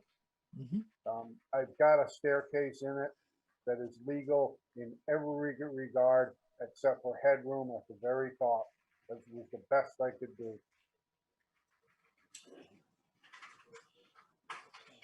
Do you have any plans to upgrade the existing driveway? Yes, that's good. It's also whoever did the sidewalk could tell you there's an excavator sitting there. I'm going Oh, yes, we saw that. Yeah, I'm going to take care of the driveway, and I'm going to create a parking area also on the north side. Great. What's your move-in date? Do you have one yet? No, not firm. Certainly by next fall. Have you had any objections from your abutters? There was an incident where my masons, that's another thing I neglected. We put in a brand new 2-flue chimney with one side for a wood stove, all proper hearth that has been inspected by the fire department. And we've also installed a forced salt water system with a brand new furnace in the basement, and that's located in the other flue. The flues themselves are zero clearance. They technically don't even have to have a chimney around them, but there is one around them. And during the course of the construction of the chimney, my masons didn't realize where the property lines were, nor did I really, but they had taken excess mortar, maybe a gallon at a time when they were finished, and taken it out in the woods and dumped it on the ground. It was on the neighbor's property, and it was brought to my attention, and it was cleaned up immediately, and I told the masons not to do that anymore. And so that was a little bit of an incident with an abutter. It was taken care of right away. Okay. Now we're going to ask members of the board to, if they have any questions to ask you, and again, take as much time as you need to answer. Some of this might seem redundant. However, we must be sure we are in strict compliance with the ordinances, so bear with us. David, do you have any questions? Yeah, I do have a few. Can you confirm for me, please, the need for the addition? Like what, you have the existing structure. So why is this addition needed? The building is only 20 feet wide, and it's a high post cape, so it has what most people would call walls on the second floor, which means that the second floor walls on the outside are only about 4 feet high, and with only 20 feet to work with the current rise and run codes, you cannot fit a legal set of stairs in the building. You can, but it's very, very difficult. It would be much more livable if I were to have enough run to run the stairs and keep them down low enough underneath the second floor knee walls to make the turn with enough headroom to meet code. The stairs in the existing building were not even stairs really. It went up to a certain height, and then they just set a box on the landing and stepped on the box up to the floor. Was not even close. And I did everything I could. I installed a set of winder stairs for the time being, and it meets code in every respect except the headroom at the very top of the stairs, and that's all you can do. I just need some more room to run the stairs longer. Would you be able to meet this need with an addition which is of a smaller width? Right now it's set for 12 feet. Could it be done in a smaller, less width? Possibly.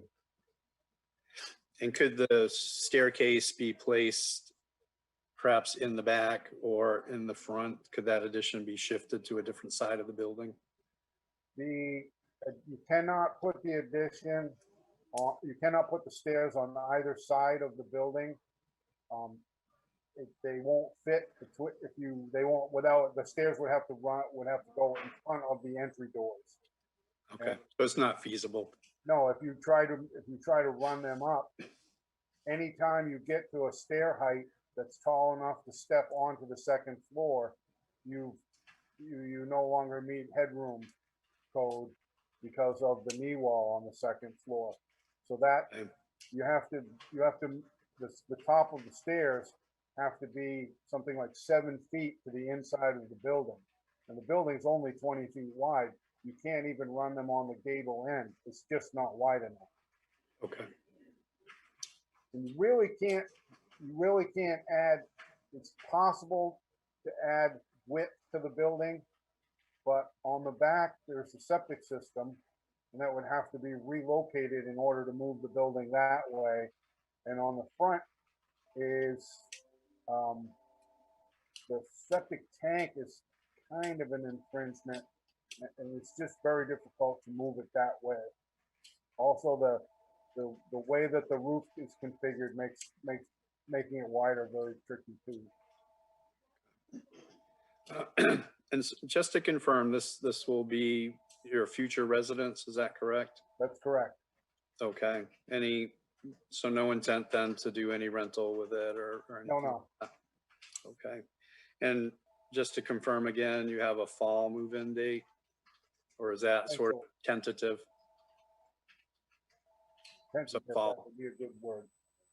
Okay. That's it for my questions at the moment, Lynn. Thanks, David.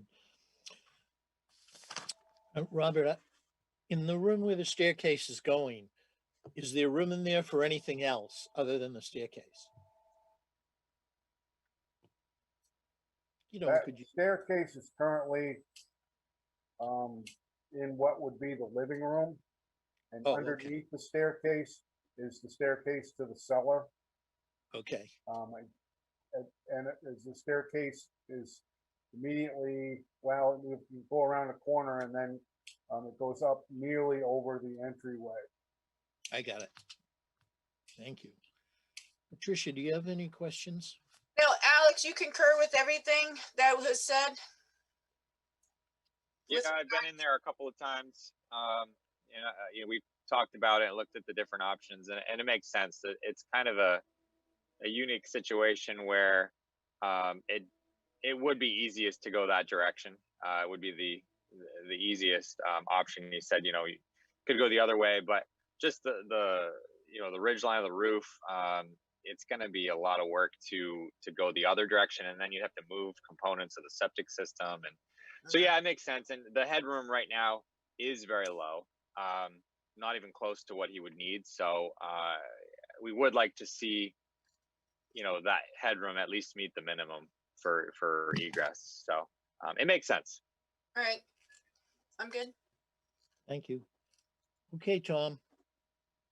Got any questions? Yeah, I guess for both the owner and Alex, is there no possibility of just adding a dormer to bump up the headroom in the area of the stairs rather than infringe on the setbacks?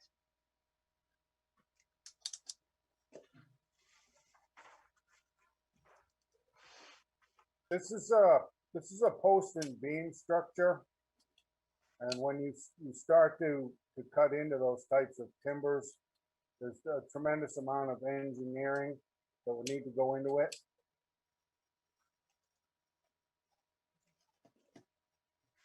Okay. I guess my other question is, and having reviewed the ordinance, there's a section in there that states that the only way we can grant a variance is that this has to be a single dwelling and has to be the residence, the primary residence of the person that's applying. And that doesn't seem to be the case at the moment.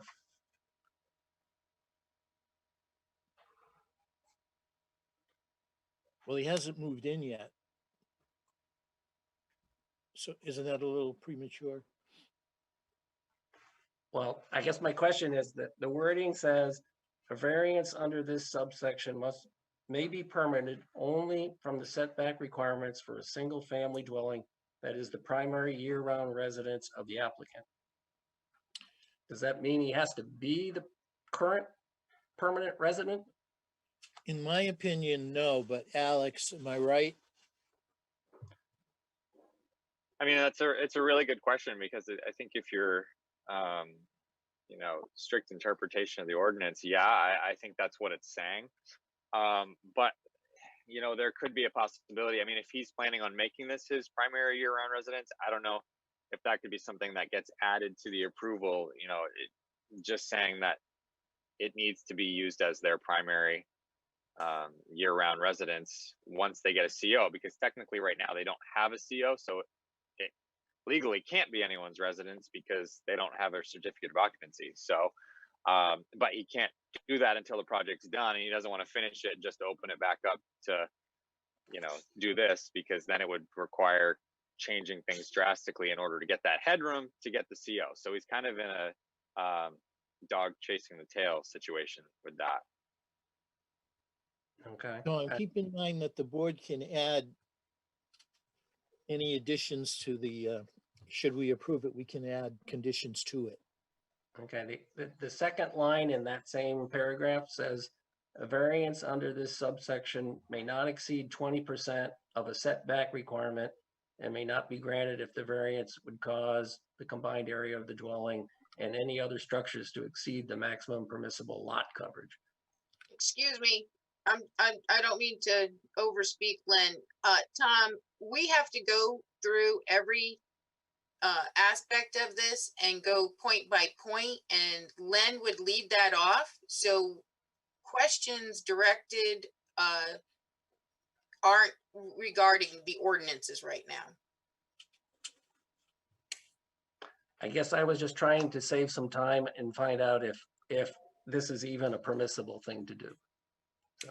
Yeah, and that's what Len will lead us, and we'll go ahead and go point by point. But thank you. Yes, that would be how we're gonna proceed. Okay. Thanks, Pat. We will go through every point by point. I'm sure there will be a lot of questions. Is there anybody on the phone, Mary, or that either is opposed or in favor?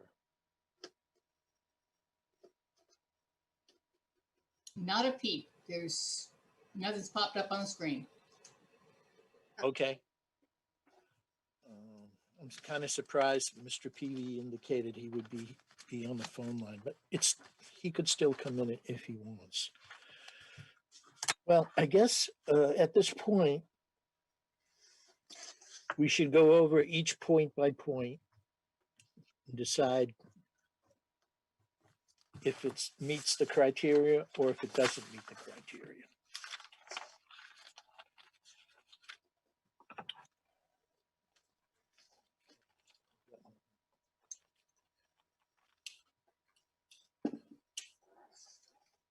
Bear with me a second. I'm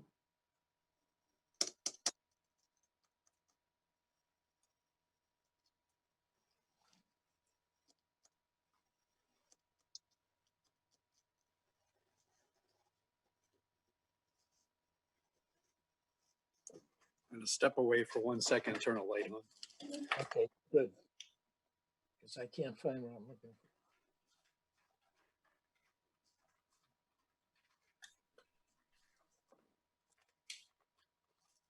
Oh, geez.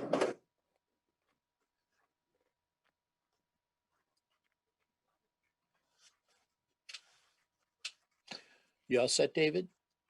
I am. Thank you, Lynn. Sorry about that. Okay. Point number 1, setback reduction appeals may only be granted and are only available for lots with a residential building as the principal structure. Do we all agree on that?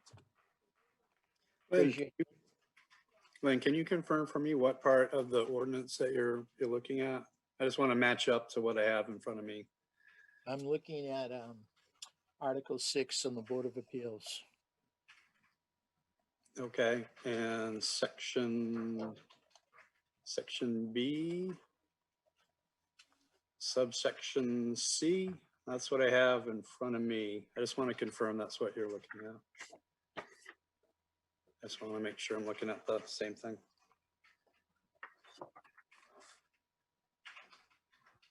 I'm looking at D.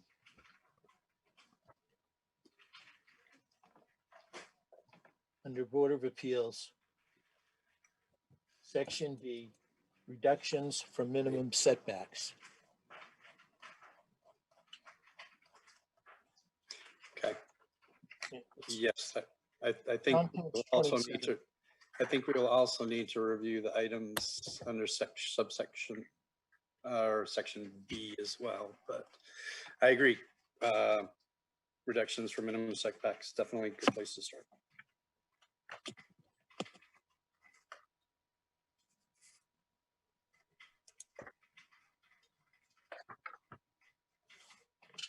Board of Appeals may grant a setback reduction appeal if the board finds that granting the setback reduction will not result in unreasonable interference with the privacy interest of abutting landowners.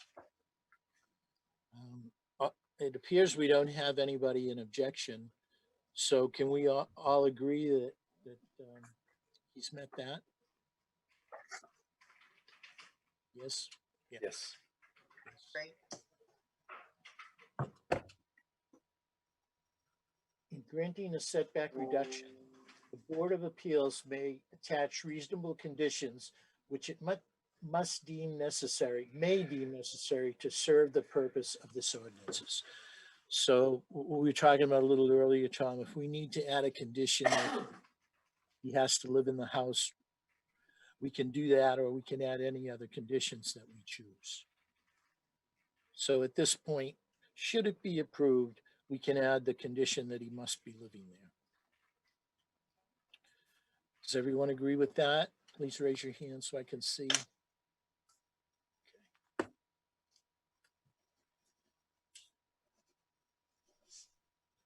A setback reduction appeal shall not be granted to enable construction or renovation that will create additional dwelling units. I don't think that applies here. No. A setback reduction appeal will be granted to enable construction or removal or renovation rather that will result in more than one garage on the lot that is the subject of the appeal. Doesn't apply.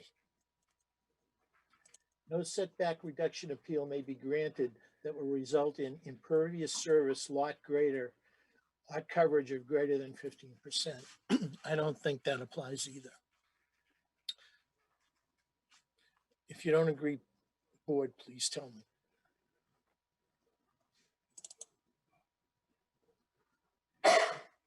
Setback reduction appeals may only be granted the minimum extent necessary to accomplish the purpose of the appeal. Setbacks may not be reduced by setback reduction appeal to less than the following minimum setbacks. Front yard 12, oh, I'm sorry, wrong zone. Front yard 20 feet, side yard 10 feet, and rear yard 10 feet. Any questions on that? I believe he fits in there okay. Now, David, you said something about you want to go to section B. Yeah, there are, scrolling up here, but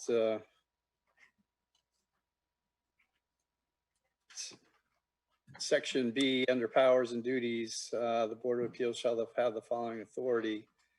And then going to subsection C, to grant setback variance for a single family dwelling only when strict application of the land use ordinance to the applicant and applicant's property would cause undue hardship. So there are some criteria here that we need to review.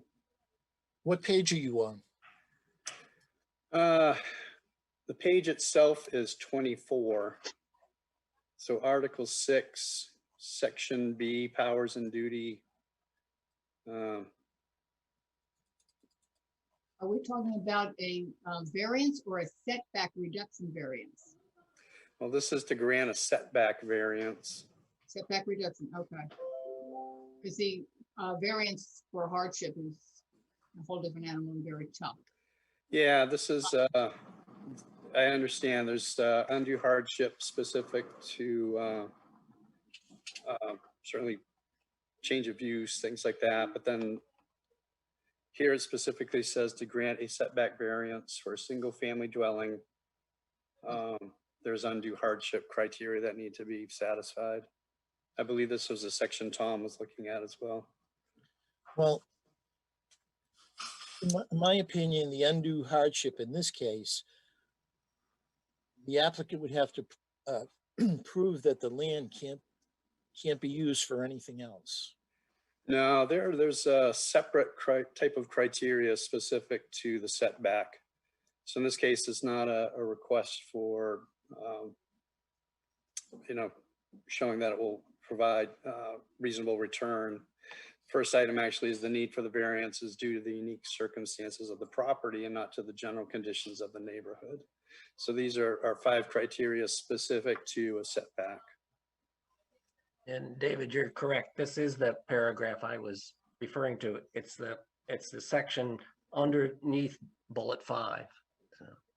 Okay, we can go through those. No problem. Number 1, the need for a variance is due to the unique circumstances of the property and not to the general conditions of the neighborhood. David, you want to comment on that?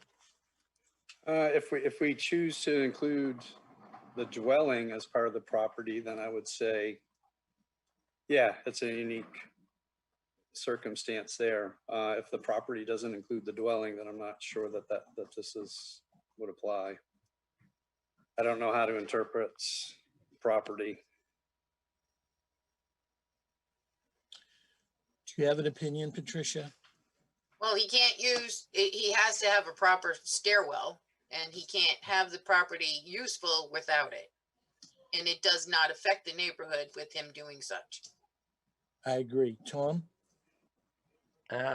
If Alex agrees with this is the only possible solution, because there's 4.5 acres there to develop. So I'm okay with going forward, I guess. I'd like to add, and Tom, you were there at the site walk, where this addition is going is really in the forest. I just can't imagine what else you could use that piece of land for. Yeah, Just and I am also, yeah, kind of perturbed by the neighbor who's objected at the site walk, but didn't voice his opinion here, so. the granting of the variance will not alter the essential character of the locality.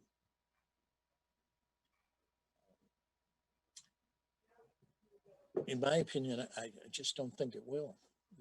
Remember, this house is very isolated. David? No, I would agree. Granting would not alter it. So I believe we're good there. Yep, I would agree. It's in the woods. So, Okay. The hardship is not the result of action taken by the applicant or a prior owner. This is a tough one. You know, it could be said that the applicant bought the home knowing that, you know, there really wasn't enough room to do what he wanted to do with the staircase, etc. So it could be said that he created his own hardship. You want to comment, David? Actually, if I could ask a question of Alex. Go ahead. Alex, was that this current situation for this home, was it ever code correct, you know? As you see. Yeah, that's a tough one. I assume, I don't know this one was started before I came to Raymond. He had the project well underway, so I'd never been in there before he did any of the demo work. I would assume it was a finished living space, second story, which would lead me to believe that at one point in time, they got a permit and a CO, and it met the requirements of whenever it was built. But that is all assumption. I got nothing to back that up. Right. So it is an older home. I don't know, Bob, if you want to tell us if you have any information on the history of it. I do know it is older. And, you know, as far as I can tell, it was legal at one point in time. Well, I'm actually a little confused as to what I should say to put my best foot forward here. So I'm simply going to tell you the truth and hope it goes my way. There is indications that the home was constructed about 30 years ago. There was literally a box for the top step. I've been a carpenter.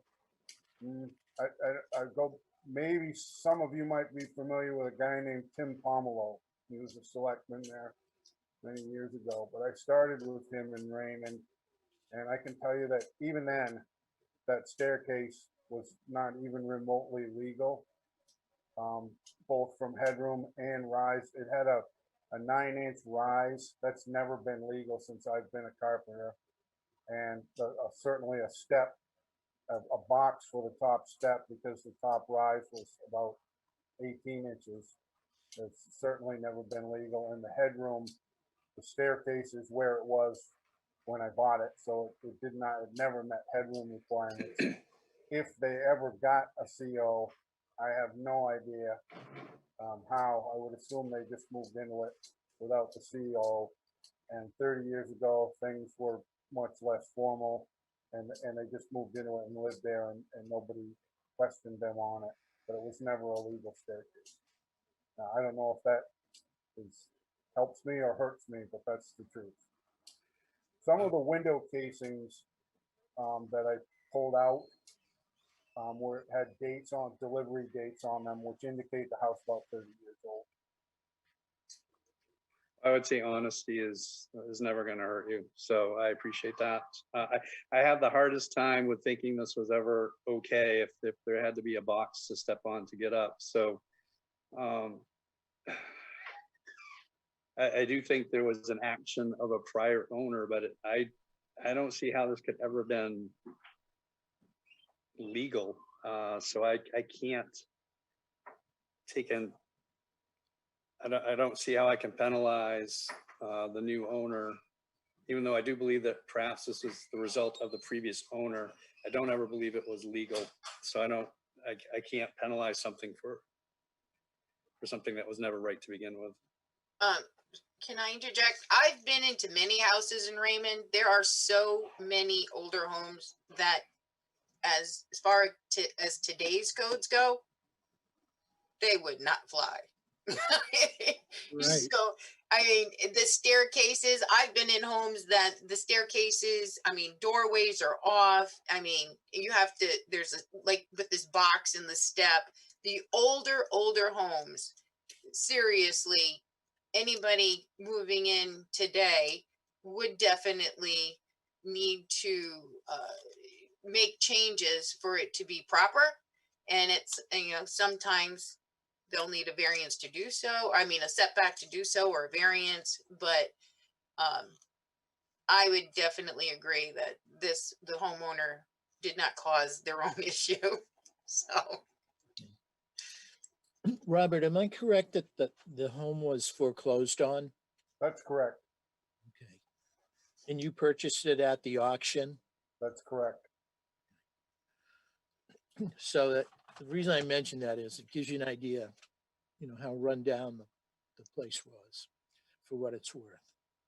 What else have we got? The granting of the variance will not substantially reduce or impair the use. Oh, I lost my place. Oh, my computer just died. Would you finish that one, David? Certainly. The granting of the variance will not substantially reduce or impair the use of abutting property. I don't see how it, I was there, Tom, you were there. We could see, other dwellings, but they're at least 600 feet away. And I probably should mention that Mr. Was it Peavy that had the objection? I didn't want to ask him too much about it at the site walk, but he did say that he objected to, I think I can quote him, someone new coming into the neighborhood and wanting to change things. That was the reasoning he explained to me, which I don't think means much at this point. I was born and raised in Raymond. Mr. Peavy is the newcomer. I grew up on Turtle Cove in Raymond. Oh, okay. I didn't hear what you said about Mr. Peavy. He's the new. I would wager with relative to me, he is the newcomer. Okay. I think Len, I think his major objection, as Bob mentioned, was waste being thrown on his property. Now it looks like the property lines are well defined with all kinds of iron pipes. So hopefully keep all the contractors on your side of the property and there'll be peace in Raymond again, I guess. Absolutely. I took then and take now full responsibility. I cleaned it up under the supervision of a forest ranger. The total amount of the mortar that they deposited would not fill a 5-gallon pail, but I cleaned every bit of it up along with a lot of leaves and everything, and right under the nose of the forest ranger. And I apologize that it happened. I had no knowledge of it, and I can assure you it won't happen again. My computer died over here with the ordinances on it. What's the next one? The fifth and final undue hardship is the granting of a variance is based upon demonstrated need, not convenience, and no other feasible alternative is available. Have we covered that? I think so. I think so. Yeah, and Len, the paragraph under number 5 is the one I was citing about has to be, a primary year-round residence. And do you want me to read it? No, well, he already said that, that he will be living there. Well, there's two aspects to that. And I think, you know, there's, let me just, do you mind if I go ahead and just read them straight from the ordinance? No, go ahead. Says a variance under this subsection may be permitted only from the setback requirements of a single family dwelling that is a primary year-round residence of the applicant. Secondly, a variance under this subsection may not exceed 20% of a setback requirement and may not be granted if the variance would cause the combined area of the dwelling and any other structures to exceed the maximum permissible lot coverage. So the way I see it, looking at this, is really three things to look at, one of which I think we should probably discuss just a little more of the primary year-round residence aspect. Then secondarily, not to exceed 20% of a setback requirement, which I'm guessing Tom probably has seen that the request does exceed that. And then finally, reviewing, does the combined area of the dwelling and other structures exceed the maximum permissible lot coverage? So did you want to, I would like to discuss the primary year-round residence a little bit more. Go ahead. Yeah, I have a hard time with this one. I mean, this backtracks to what the state of Maine has as well, and it clearly states that it is, I mean, is interpreting to me as currently a primary year-round residence. So I'm having a hard time getting past that one because it is not at this point. Well, again, if we choose to approve this, we can put a condition on it that he has to be a year-round resident. We can put a date on it or however you want to handle it. I think it, you know, he's obviously doing the construction and he's obviously, I think he's telling the truth when he says he wants to live there. You have no plans to flip it, do you? No, my wife works in Portland, and we sold a home in Casco, and now I have a home that's really a summer home in Otisfield, and we're hoping to move into this place in Raymond and cut her commute to something reasonable. Mm-hmm. I really don't think that's an objection in this case. That's my opinion. How about you, Tom? I think if you put some condition on it that it has to function as primary residence by a certain date, then if that's a way to get around it, that's fine. Well, just on a personal note, I'm building a house right now, and this is year 2. You know, I thought I'd be there long before now. So, you know, it happens, but we will put a condition on it. We'll have to figure out how to word it. Everyone agree? Agreed, because it's difficult right now. I mean, I've been waiting on cabinets for 4 months. Yeah, right. You're lucky you can get them. Yeah, so. Yeah, I think I'm going to officially disagree. I'm stuck on the fact that this, in my opinion, is intended to be for something that's already is currently being resided in. So I'm going to officially say no to that. That's okay. Do you want me to read the second section? No, you got it up? Yeah. So Okay. go ahead. It's the one that to hear and grant or deny, that one? It says the variance under the subsection may not exceed 20% of a setback requirement. Right. So, Tom, you kind of brought this up originally. Did you want to put your comments to that?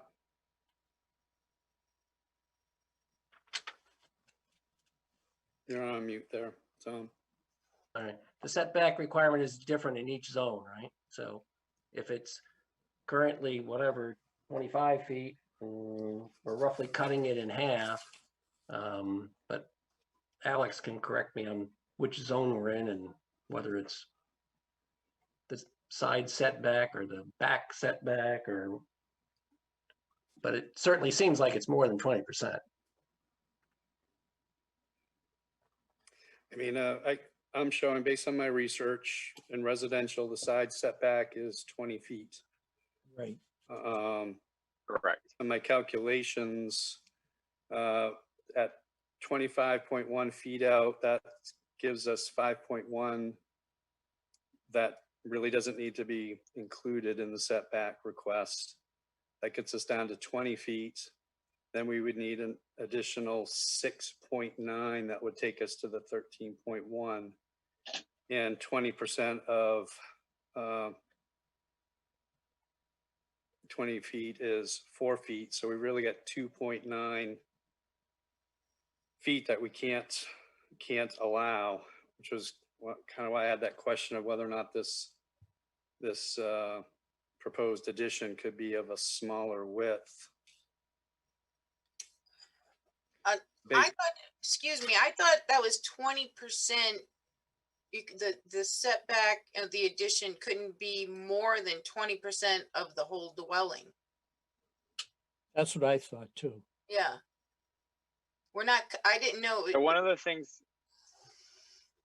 that's interesting about this too, if you go to the setback reduction, minimum setbacks section, which is D, at the bottom of that D8, it actually gives an absolute minimum setback, and the side and rear is 10 feet, which is way more than 20%. That would be 50%, right?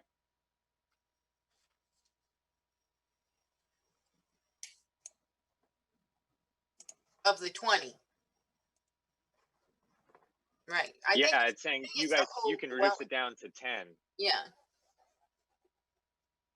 I think it's the interpretation of the thing, but I think it's not to exceed with regards to the whole dwelling. Well, Do you agree with that, Alex?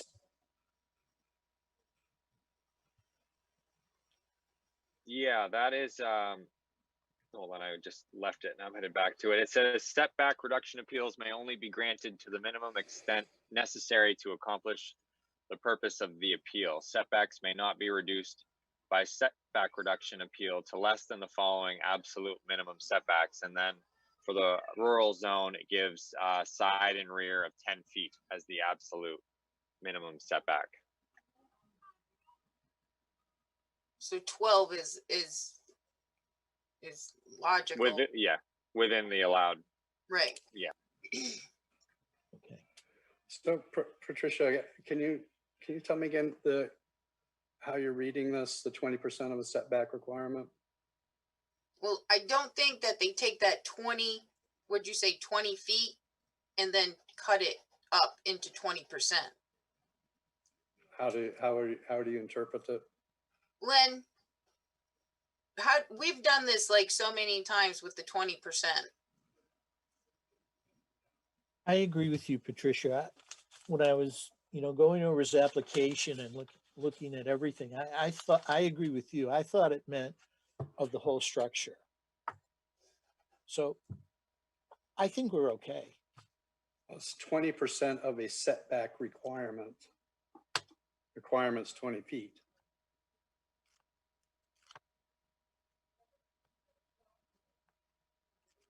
And the minimum is 10. Right, but just because we have a minimum doesn't mean we don't apply the 20%. I mean, you're gonna have to blame the ordinances, you have to think about whatever's stricter. Yeah, but if there's in our ordinance itself, it says if there is a conflict within the ordinance, you have to go with the most restrictive. So again, I feel that this fails this requirement as well. Or we need a clarification. That's true. Yeah, I mean, if you guys decide that it's too messy, we could always, you can table and I can get a legal opinion for the next meeting if you'd like. I mean, personally, I might ask anyways, because it does seem to be something that we might need to fix, because it is confusing. Agreed. Yeah, I'm fine with getting further input on this. I disagree with David on this, but I'll go along with getting another opinion. How about you, Tom?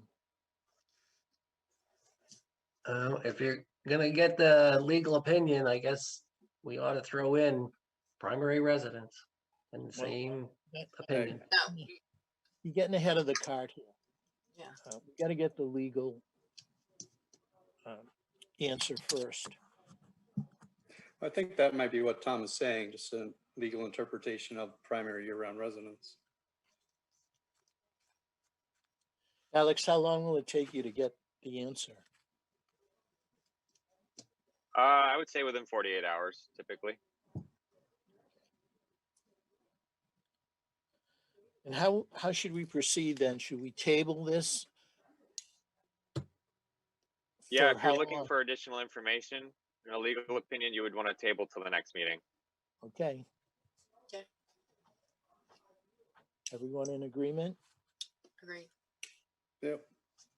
Agreed. And I'll you'd want to make do that as a motion. Yeah, I was just gonna say, I'll make a motion that we table this until the next meeting, until Alex can clarify the 20% rule and also the person has to live there. Can I get a second on that? Second. Okay, the motion passes. I think we got a vote on it, Len. We got the second, but no vote. So I'll vote to approve it. Yeah, I think, okay. That's to be official.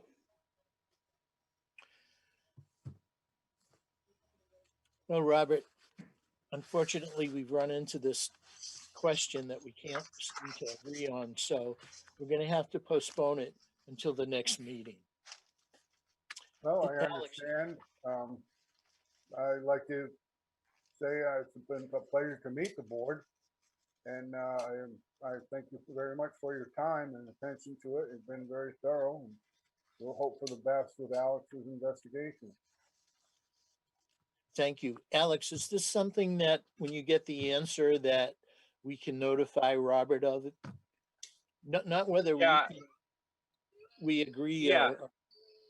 What we'll do, I'll actually have Sandy kind of take this over tomorrow, and Okay. she'll send you guys something out and make sure to include him on it. Thank you. Robert, thank you for your time. Okay, one clarification.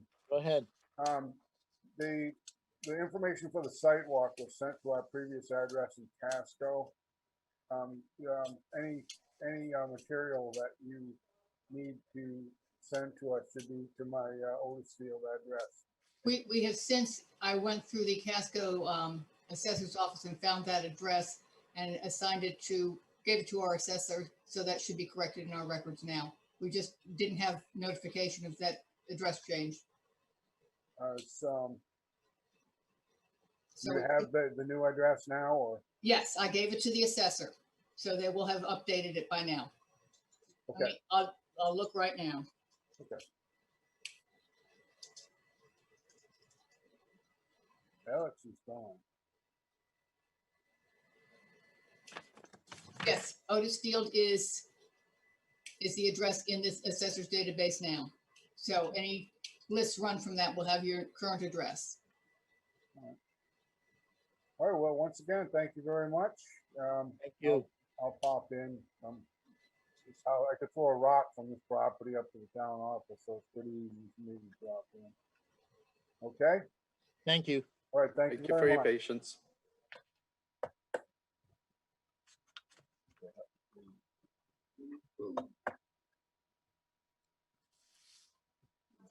Give me a second.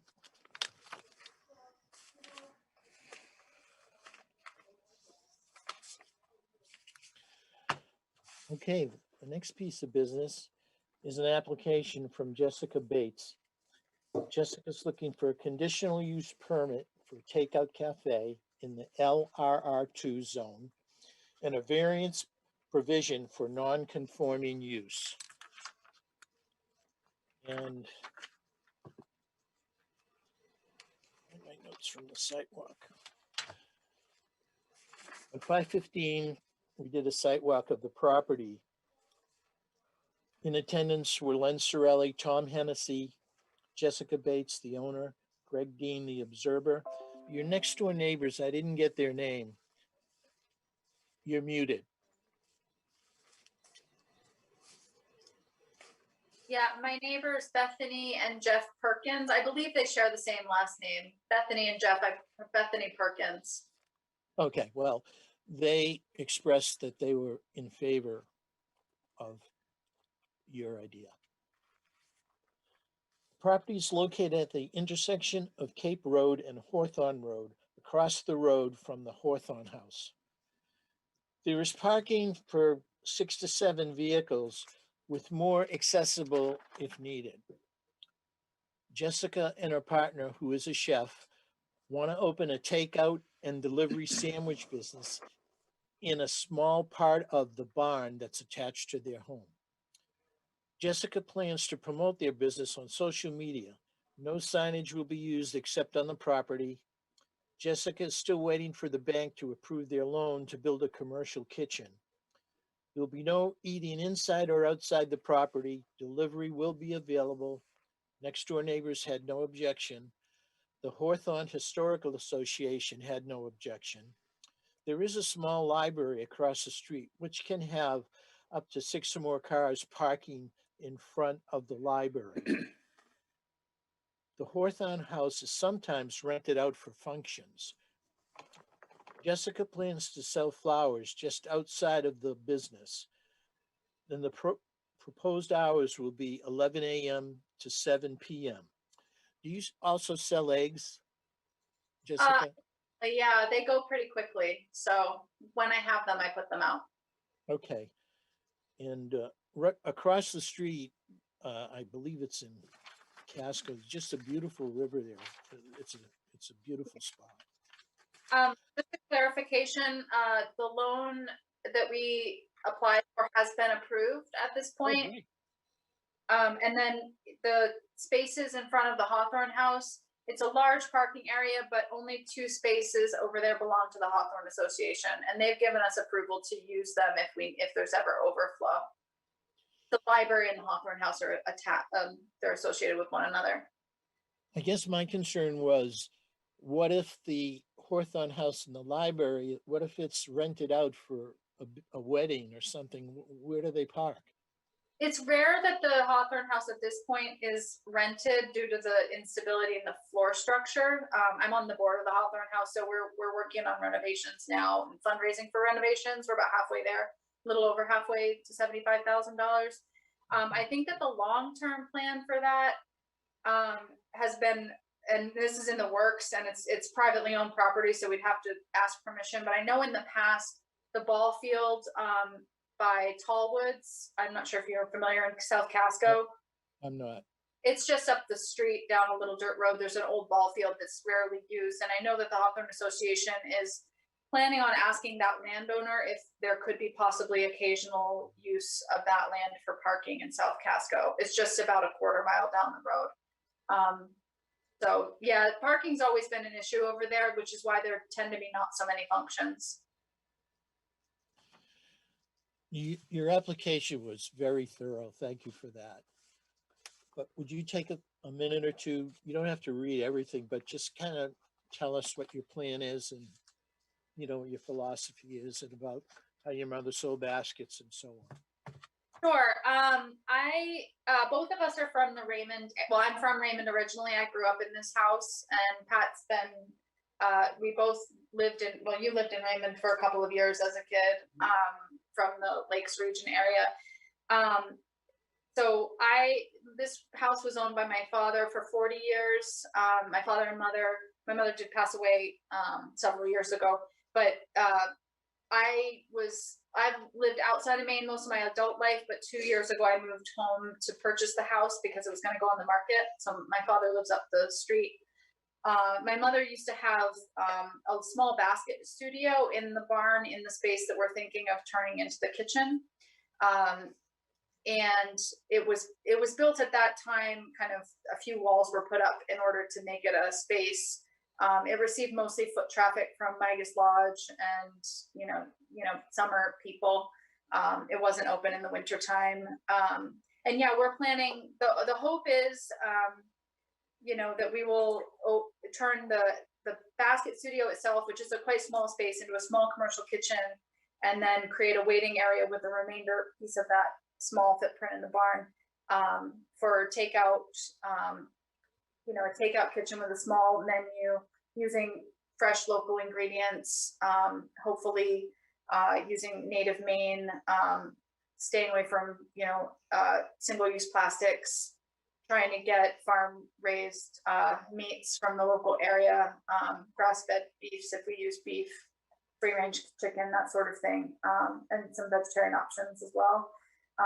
Tiny menu, you could speak to the menu probably a little bit better, but that's sort of still in the works. And yeah, and offer delivery services, and yeah, just offer something in the neighborhood for just a good source of food on Raymond Cape Road, essentially. I guess another concern that I had was the traffic. And you said yourself in your application that particularly in the summertime, people go through that stop sign at the intersection of Hawthorne. And while I was there at your house, I did see people speeding by, and actually one person pulled up outside your house and parked on the street to, I think, buy eggs. I'm concerned about that. What if your business takes off the way you think it will, and it probably will? You know, I just don't see how you're going to handle all that traffic. Well, the hope is all across America. Essentially, we're just hoping that we won't have an impact. We're not planning on pulling people off of 302 or anything of the like. We do have, I think, I probably would say, again, yeah, 6 or 7 spots. But we will have some signage out there. We're hoping to have most of our customer base be either summer residents or local people that are, you know, Raymond Cape Road, Hawthorne Road residents anyway. And just be in communication with them that, you know, have ample signage out there that if the parking lot's full, that's all we can offer, and have you know, ample delivery options available up and down the Cape Road. So we're hoping not to interfere with traffic, but just be an option for pickup on the way by. Long term, I mean, there is parking across the street that belongs to 8 Cape Road. You know, he and I are in communication about some other matters. You know, we have good relations. I know that he might be willing to rent me space across the street where the old store was down the line. I'm not sure, but hopefully if we see any problems with traffic and parking, I mean, I was a school teacher for 16 years, so I tend to proactively think of solutions to problems as I see like a glimmer of a issue arising. So I'm hoping that I can navigate that, and we can navigate that together, and be in good communication with the residents that what you see is what you get with parking, and if the parking lot's full, we're happy to deliver. And I believe what you say. You have great communication with the person at number 8 and so on, but you really have to prove that. You have to have something in writing or something from him that we can see. We just can't say, oh, you know, if we need it, we can park over there. Fair. I would want to see something like that. Alex, I have a question for you. What comes first here? Does the Board of Health and the fire department with a commercial kitchen, do they have to go in first, or not? Or can we? No, that would be probably done after, because they really can't go much further without getting this approval from you guys.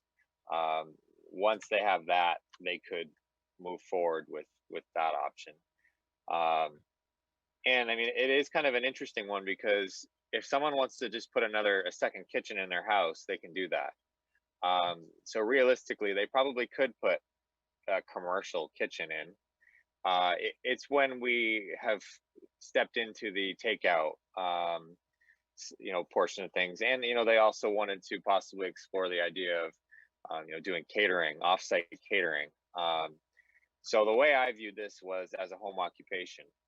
because it's not going to be set up as a commercial building. Essentially, it's still going to be a residential single-family dwelling that they're using a portion of the floor plan for home occupation use.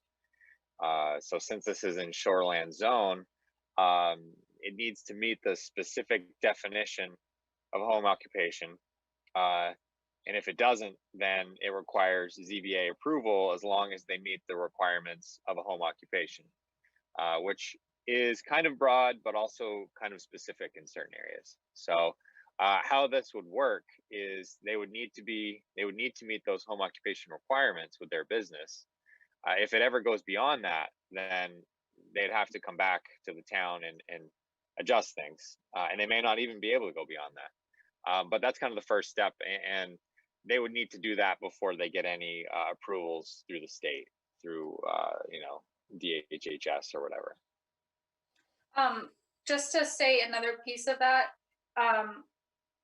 in terms of the traffic and the parking, I am, having not lived here for a long time and coming back to this residence, the traffic that's already going by is mind-boggling to me. And I certainly don't want to change the nature of the neighborhood in any way. And I certainly don't want to become a nuisance to neighbors. We both are very, we want to have good relations with our neighbors. We don't want to be causing any problems. I think both of us are ready to pivot if we need to. If something becomes problematic and the business grows beyond what we can offer, we would grow out of this location and into another location off-site. I mean, it is a home business. There's only so much traffic you really want coming in and out of your home anyway. So I think that if it were to grow, we would grow out of the space is the thought. Or something like catering where we would have less of an impact on the neighborhood. We are planning to offer, places for community members to voice opinions, things they're looking for and things that might become problematic so that we can be in, communication and not be too much of an impact. So just to. How would you handle deliveries? I'm talking about supplies, meat, bread, whatever. Deliveries of food sources. Yeah, I mean, where are they going to park? Is the truck going to pull up? Yeah. Native Maine have there's 16-wheelers going by, and we don't anticipate they're going to be our customers. They tend to go to Hilltop Mini Mart. We can't accommodate large vehicles, obviously, but in terms of like food deliveries, Native Maine trucks aren't super huge. If depending on what you guys say, if we want to meet them off site and get food and shuttle food to the house, that's one option. There's also down by between the upper parking area and the brook, and there's a cement wall there. I'm not sure, it's probably in the map there. There is space for a larger vehicle to kind of back in if need be. There's also a spot across the street by the brook where fire engines in the past have pulled up to fill up water sources from the pond. I believe that's what they're doing over there. So I know that there is space. There is a little bit of a pull off. It is private property. We'd have to get approval for that, but I think there are creative solutions, I guess, if it's something that you have concerns about. It's a tough one. I think that the board, all of us, are going to have several concerns. So rather than my continuing on, I think I'll turn it over to the board members and we'll take it from there. And Patricia, would you like to go first, please?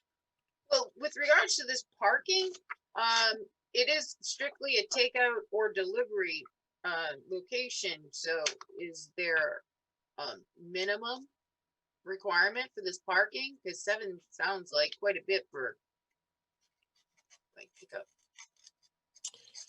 Well, I mean, if you go someplace, if you go to Subway and buy a sandwich, I mean, you're in there for. That's an eat-in.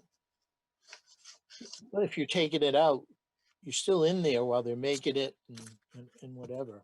I don't think it's going to turn over really fast. That's what I'm What saying. if I think comes in- 7 sounds like quite a bit of spaces for something that's strictly takeout. Okay, I parking for what we're offering, but I mean, So it we're seems sufficient. just in terms of traffic flow and things too, to just add in Scott Crockett, who's behind my house. He hasn't spoken to you guys directly, but he's in support of the business, as is Wayne and Linda Whitney, who are on the other side of, I think it's Jones Road, 2 doors down. And they're staples in the neighborhood. They've watched the neighborhood change over time. And, you know, Wayne and Linda have lived in this very neighborhood there for, I don't know how many years, decades and decades.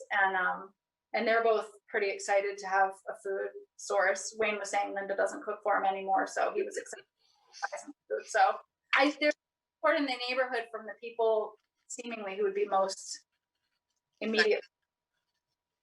Well, it sounds like she has a lot of support, or they have a lot of support, and I'm not seeing anybody come in against this so far. I mean, I don't have no callers, right? no, And I think, did you notify I think like 13 people were notified, which might be, I'm guessing all of Hawthorne Road was notified. I think it's usually just the people abutting, but it seemed like a notices went out. Or maybe that was to you folks, I'm not sure. We send out notices to all owners of property within 300 feet of the subject property. Okay. let me just say this before the board continues with their questions. When you pull in the driveway in front of where the takeout is going to be, you can get 2 cars in there. But if you're the first one to pull in and someone pulls in behind you, you got to wait till, you know, they leave before you can get out. As you're looking at the house to the right of the property, they have some land that they can use for parking. And that's fine, except that it's a little bit of ways. You know, people would have to walk, 15 feet or so to get to the place. My other concern is, I think it's such a beautiful spot. Your home is beautiful, and the river across the road. If it were me, and on a nice day like today, I went and bought a sandwich, I'd want to go sit out there. I'd go, maybe I'm not going to sit in your front lawn, but I'd want to sit by the river. I really think you're going to have some issues there, but that's my opinion. Do you have any other questions, Pat? No, not at this time. Thank you. Okay, how about you, Tom? Yeah, I haven't gone to the site visit. It is a nice area next to the little brook there. But my concern also is traffic and stop signs.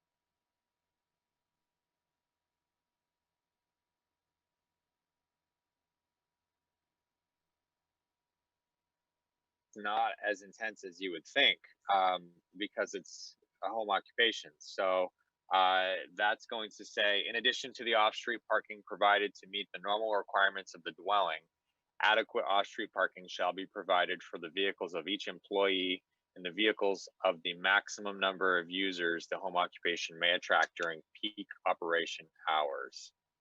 So where do we get that number? The only way we can get what that number would be from the applicant to provide us some idea of what they think that number is going to be on, peak operation hours. And they are limited on employees too. So we are able to kind of figure out what that number would look like, but it's really maximum number of users the home occupation may attract during peak operation hours? That's kind of the question mark. So if we count on 2 residents and 1 employee and then whatever customers come in, is there a requirement for all of them or some of them to have a turnaround so they're not backing out into the road? Not specifically in the home occupation standards. That's not required. They just need to have off-street parking for each one. So it's not a DOT or something else involved? This would be a town road.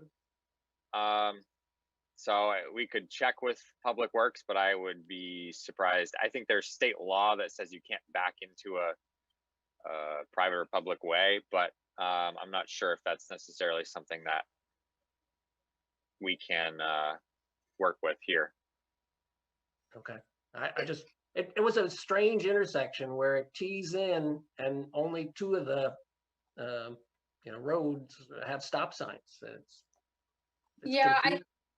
I think the stop sign on Cape Road that's, facing the peninsula, that was actually never there growing up. Scott Crockett, who used to live next door, when he had small children, fast traffic through Raymond Cape Road was a real problem, and he was concerned.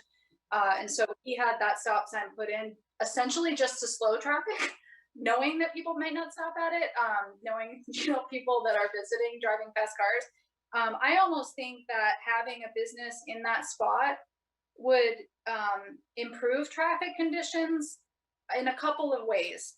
First, a lot of the people that drive in and out of Raymond Cape Road don't live here, don't have stakes in the neighborhood, Airbnb-ing up in Fry Island, racing to get to the ferry. I feel that out-of-state visitors, obviously they're wonderful, but if you don't live here and you're coming from a different place where traffic is moving more quickly, I think having an established community location at that intersection would have more cross-pollination between local residents, such as, Wayne Whitney, who will say it like it is, and out-of-state visitors, and actually improve some of the major problems that are on this road and frankly unmonitored. Our sheriff, there's a sheriff that lives right up the road, and no one's ever watching how fast people are going through there.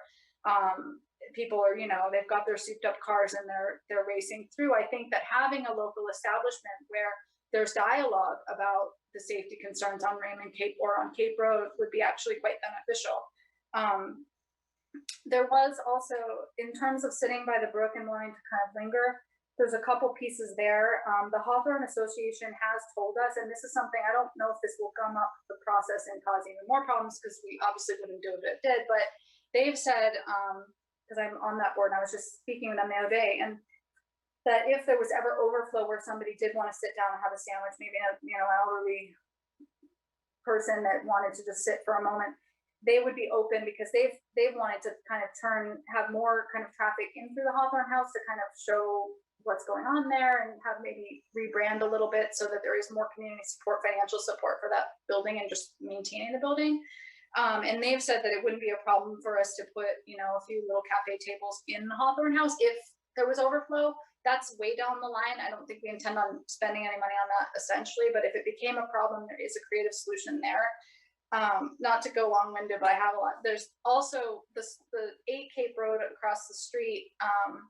It's the red building with the large parking area. That actually was quite a busy store for decades across. They sold sandwiches, pizzas, milk, cheese, things like grocery staples, which we're not planning on offering. They even had a gas station over there at one point. And that was a really busy store. They had long hours. So it was already kind of vetted by the neighborhood that the neighborhood didn't really appreciate long hours, like late night traffic stopping by. But a lot of people on Cape Road have really missed having something right at that intersection.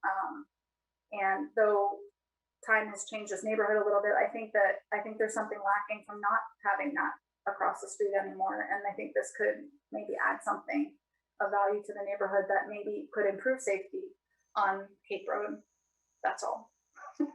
Just yammering on. It's okay. We gotta get, again, I love your enthusiasm and I can see how excited you are, but for example, to say that, elderly people can sit by the brook there, what happens when a convertible pulls up with 7 kids in it? Well, I'm a school teacher, so I'm really good at teacher voice, and I can get people to, I can be friendly and also direct and assertive, and, quite frankly, it's our home, so we don't necessarily, we're not allowing any access down by the brook at all. I know. At all. So, yeah, I feel like we can manage it, but I understand your concern too. So I'm just trying to prove. Well, I think I've made my point, David. Oh, Pat, you done with your question? I'm listening. How about you, Tom? I guess the other question is, with running a commercial kitchen operation, I assume Alex is involved in like increasing the septic system for all this and whatever else other parameters need to be enhanced. Yeah, that would be after this stage. There is a requirement through the licensing process. They have to have the LPI approval that the kitchen can handle the wastewater load. So that would be a discussion down the road. Thank you. All right, David, it's all yours. Thank you. Patricia, I just want to, excuse me, Jessica, I just want to echo what Len said. Thank you very much for your application. The way it was laid out and the information presented was excellent in this whole process. So thank you so much for that effort you made. And also, just to let you know, I was not at the site walk, but I did drive past the property on Saturday, May 22nd. So I did get a chance to, as driving by, get to see the property. One of my questions is, in your write-up, you talked about foot traffic being a part of the business. I didn't notice any sidewalks. I didn't notice any crosswalks. When it comes to, say, when your mom had the business there, were there any, do you anticipate, not that you have to put in crosswalks or put in sidewalks, but do you anticipate any issues with that, especially if it becomes a popular place to go? I think it would, I don't see any issues. I see bigger issues up the road by Serendipity Farm